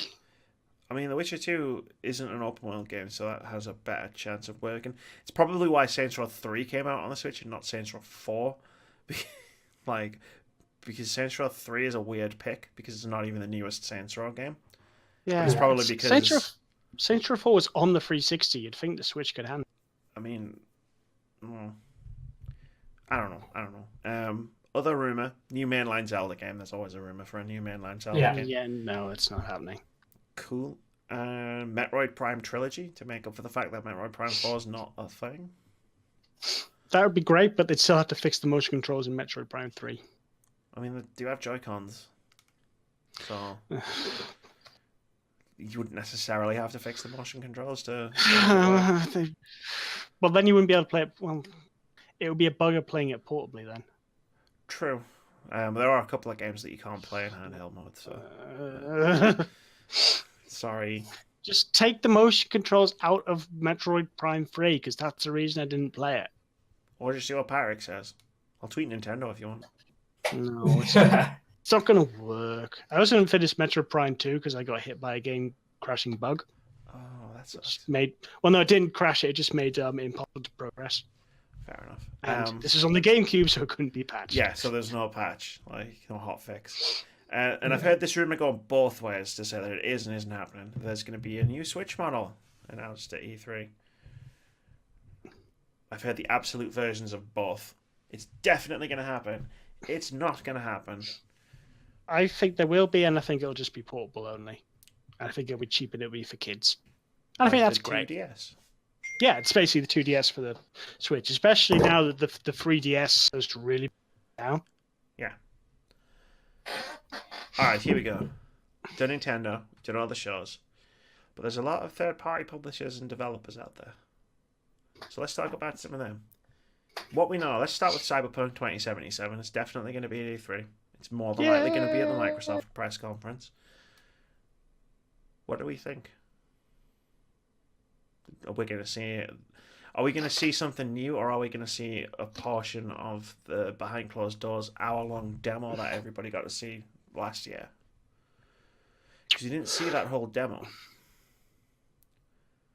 I think 5-minute, 10-minute gameplay reel at the Microsoft press conference, and that will probably be it. Yeah, because I don't think it's anywhere near being done. I was thinking the sort of scripted, sort of like, you know, quest sort of thing that we saw for Anthem, where it's sort of like definitely just sees one Not thing. chopped together because they didn't have the gameplay sections for in between. Yeah. Well, much like Anthem, I think it'll be a multiple E3s. Yeah. So, Yeah. do you think it's going to come with a release date? No, because it's not coming in 2019. Yeah, I don't think it's coming on this generation. I think it's going to be slipped to next gen. Fair enough. Are you excited? Yes, I knew that was a stupid question. I'm so excited that I'm willing to overlook CD Projekt Red being douches. I'm finally getting back on the train. I feel like by the time I see it at E3, I'll be ready to be excited again. I haven't really talked about Cyberpunk in a year. Okay, next game. Vampire the Masquerade Bloodlines 2. I'm going to watch the trailer again. For Vampire or for Cyberpunk? So, you know, take my hype for Cyberpunk and then multiply that by like an exponential factor, and that's where I am with Vampire Masquerade. I know, right? I know. Like, if this had been a surprise at E3, it would have been probably my most watched clip on Twitch. Well, I think that they've been quite successful at building hype for it, actually, in fairness. Yeah, but like, I'll be excited wherever. I think I'll see this at the PC Gaming Show. I'll be excited when I see it. But if I didn't know it existed and then I saw it, I would have. Yeah, we Keith would would have lose had, our people would wake up and. Yeah, it'd be like the Spider-Man. But this way, I think that the way they've done it is smart because it gets the initial hype out of the way, and now they can show gameplay. Yeah, I'm dying to see more of it. Like, it seems to be really quite far along. Like, they're talking about... It's coming out early 2020. Yeah, like, they've announced all the playable clans. Yeah. It's been in development since Focus Home bought the IP, and they bought the IP a few years ago. So... Because like it was one of the because the development studio went to the writer of the original Bloodlines and pitched him to say let's go make a pitch. When Focus Home bought White Wolf essentially, so like pretty much a few months after they bought White Wolf, Bloodlines has been in development. So it's been in development for a few years, and everything they're showing and everything they're saying about the game is just making me more and more excited. It's the best thing associated with Vampire Masquerade right now because edition has tanked. Yeah. Well, I don't know how well it did financially, but it's Yeah, I mean, they pretty much closed the subsidiary or the offshoot. They who made closed White Wolf. Yeah, and then we're like, nope, we're bringing all of this in house. So they know it got fucked. Some quick ones. Mechanically, it's fine as well. That's what's sad. The next edition will be cool, right? It's just edgelord and douchey. That's all. Yeah. Like, don't get me started on those text adventures from a couple of years back. Okay, next up, Borderlands 3. Speaking of edgelord douches, is Randy Pitchford going to be able to go a whole E3 without a controversy? Without putting his foot in his stupid mouth. The man who was trying to lay low after being accused of assaulting a former employee who retweeted an animal abuse video on Twitter and then tried to defend it. Yeah, just getting that out there. So let's skip Borderlands 3. Yeah. Call of Duty, is that going to be at the E3? Because one of us talked about this on a podcast. It was us. It's a PlayStation marketing thing, and PlayStation aren't there.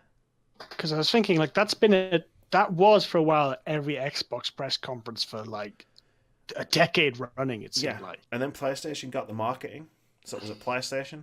But now PlayStation aren't there, but PlayStation still have the marketing deal. So can it be at the E3? Maybe there's a rider. The rider may not be the right word, saying that if they don't turn up the E3, they can still, like, they can go to someone else's stage. Maybe there's not. Maybe they never considered the fact that Sony might not turn up. Yeah. I mean, maybe that's why they did their reveal so late this year. Because they only did it on the 30th of May. Which is obviously within, like, striking distance of E3. I mean, I'm interested, but I don't trust them. Because it looks like they're trying to do a more mature take on warfare. But I don't know if I trust Call of Duty to be able to pull that off. No. I'm keeping an open mind. Yes, it's not going to be Spec Ops The Line. It's not going to be Spec Ops The Line. No, and that's a shame. I wish it would be. They're not going to drop Soap McTavish into Yemen, unfortunately. Okay. or fortunately, is the case maybe. Yeah. I mean, Control we've already talked about. There's a Dragon Ball Z RPG. Is that an E3 thing, do you think?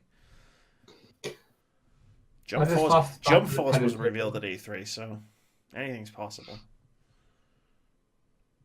What else we got? Back for Blood from the original creators of Left 4 Dead.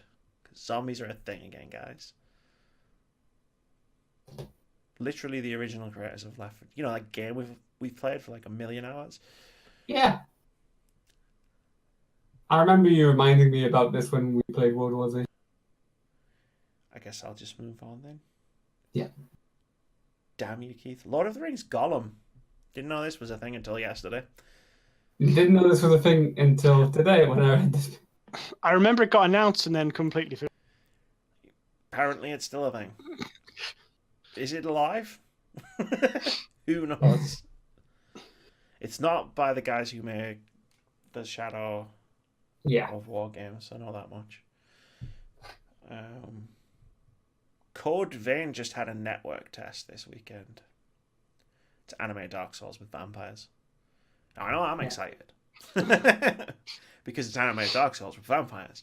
But I'll be interested. It does sound very on brand, yeah. It's I mean, you know, you just hit all of my buttons. Well, not all of them, but all of the buttons you've pushed are my buttons. Fuck all the rest of that. Let's move on to the rumors and the leaks and the things we don't really know about. Are Sony going to do anything for E3? I think it's probably too late to do something for E3, but do you think they're going to do something like immediately after? It depends how Microsoft does on stage. If Microsoft have a wonderful, massive one, then we might do hastily scheduled State of Play. I mean, the rumors are that we were supposed to get The Last of Us 2's release date last week, so maybe we see a Last of Us 2 State of Play. Yeah. Okay. Maybe. It's weird to just be talking like in a few sentences about Sony and E3, but it's the world we live in this year. Well, they've done it to themselves. They've done it to themselves. We spent half an hour talking about Microsoft and 30 seconds talking about Sony. Harry Potter RPG. Who remembers that was leaked? Do you think we'll get a reveal? Well, it would make sense because you wouldn't want you'd want an official one as opposed to some people we sent off to do marketing research didn't check people for mobile phones.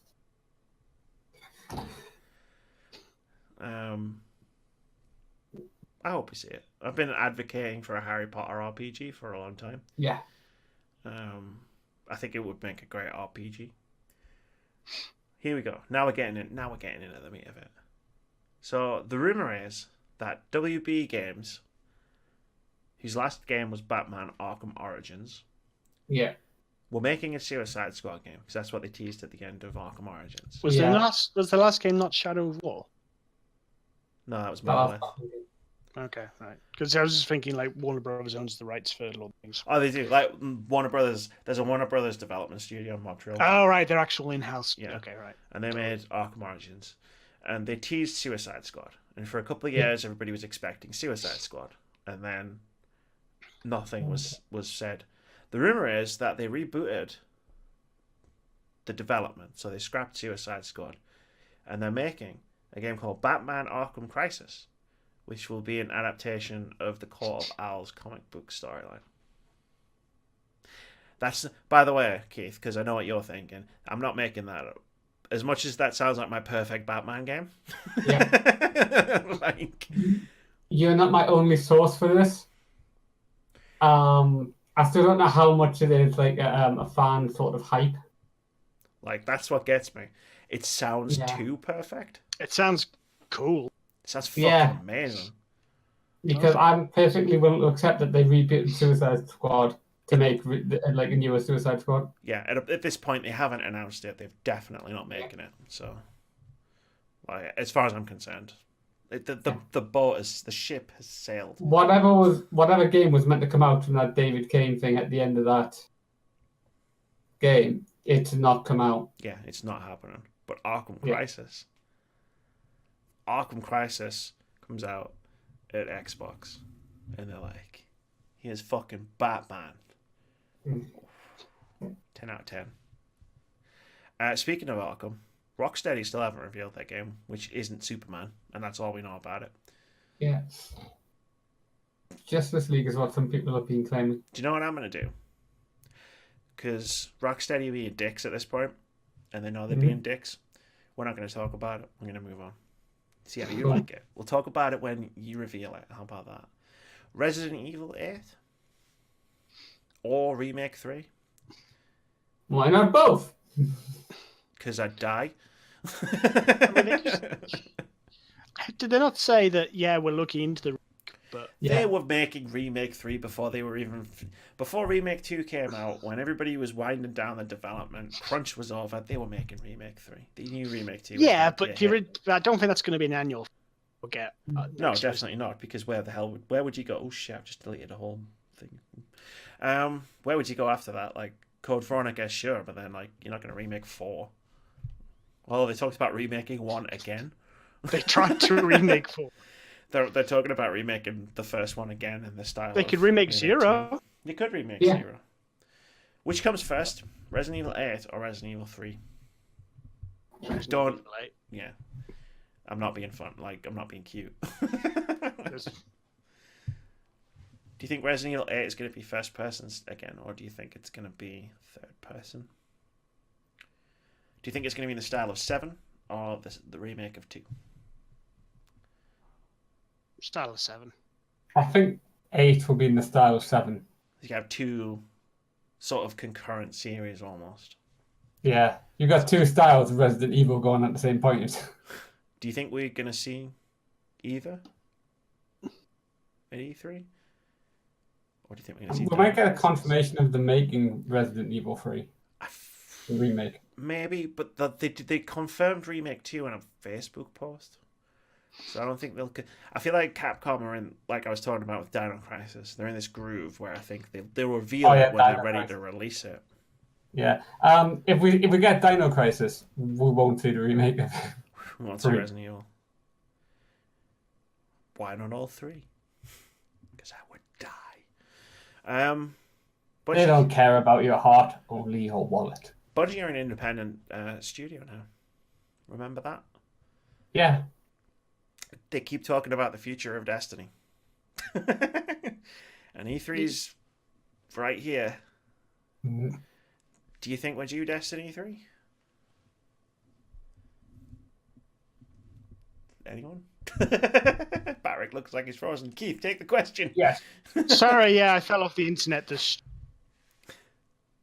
I live.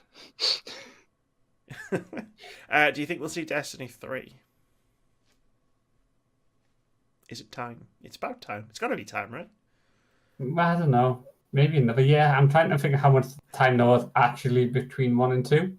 3 years.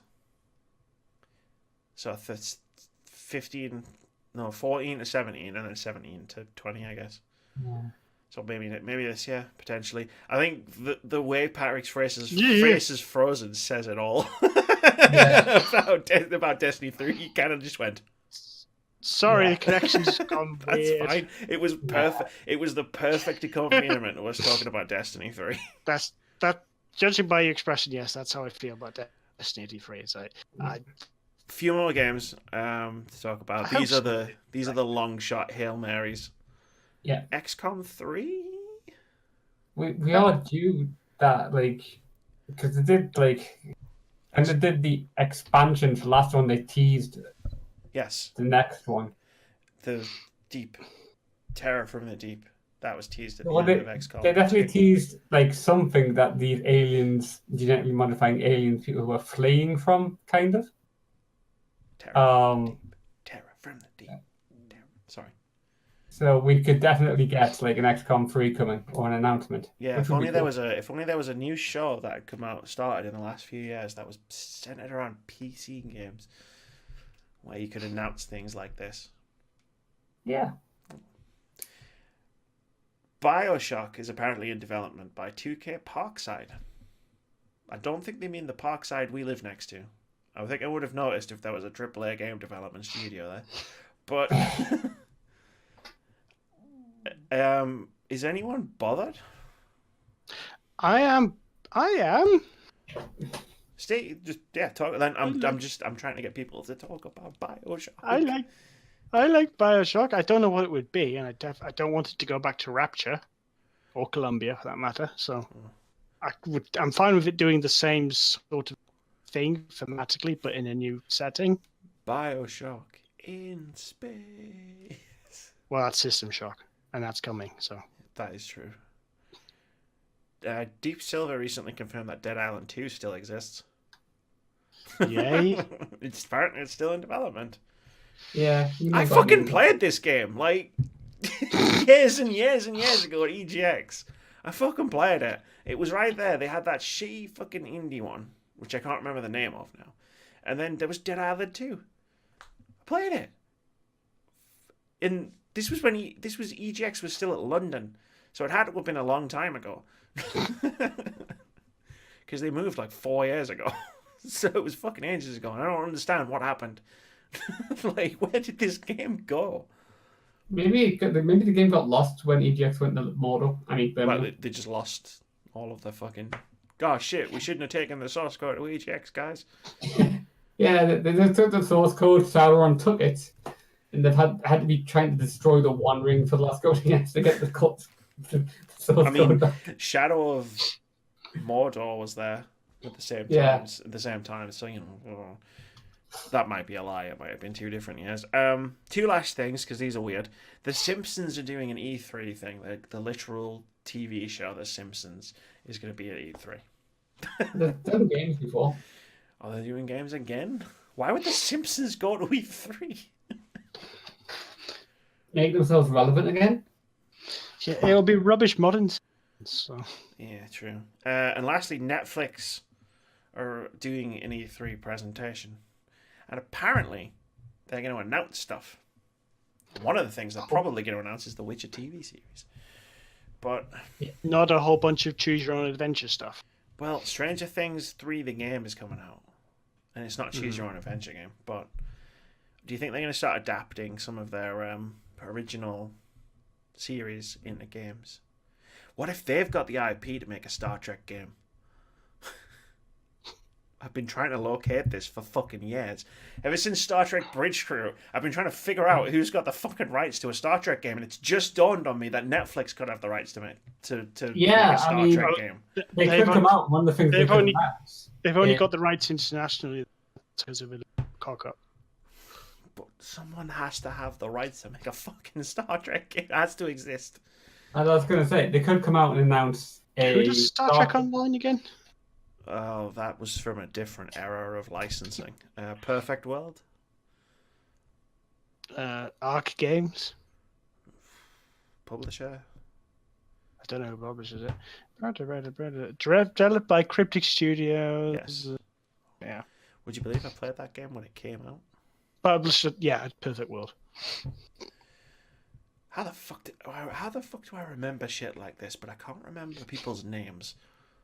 Like people I know and see on a daily basis. I remember your name, Gerald. Because you don't need them for a podcast? That's true. But I can remember that Star Trek Online, a game I haven't played in 10 years, was published by Perfect World. The same way I can remember D&D 3.5 rules. I played Star Trek Online for a grand total of about a week. I think. It was very boring. I don't know what it's like now. Because obviously it was 10 years ago, but there must be something to it because it's still a thing. Anyway, I think we're done. And you guys thought we wouldn't have much to talk about. It's E3. Always got lots to talk about. It's not going to be the best E3, but it's not going to be the worst E3. That's how I'm going into it.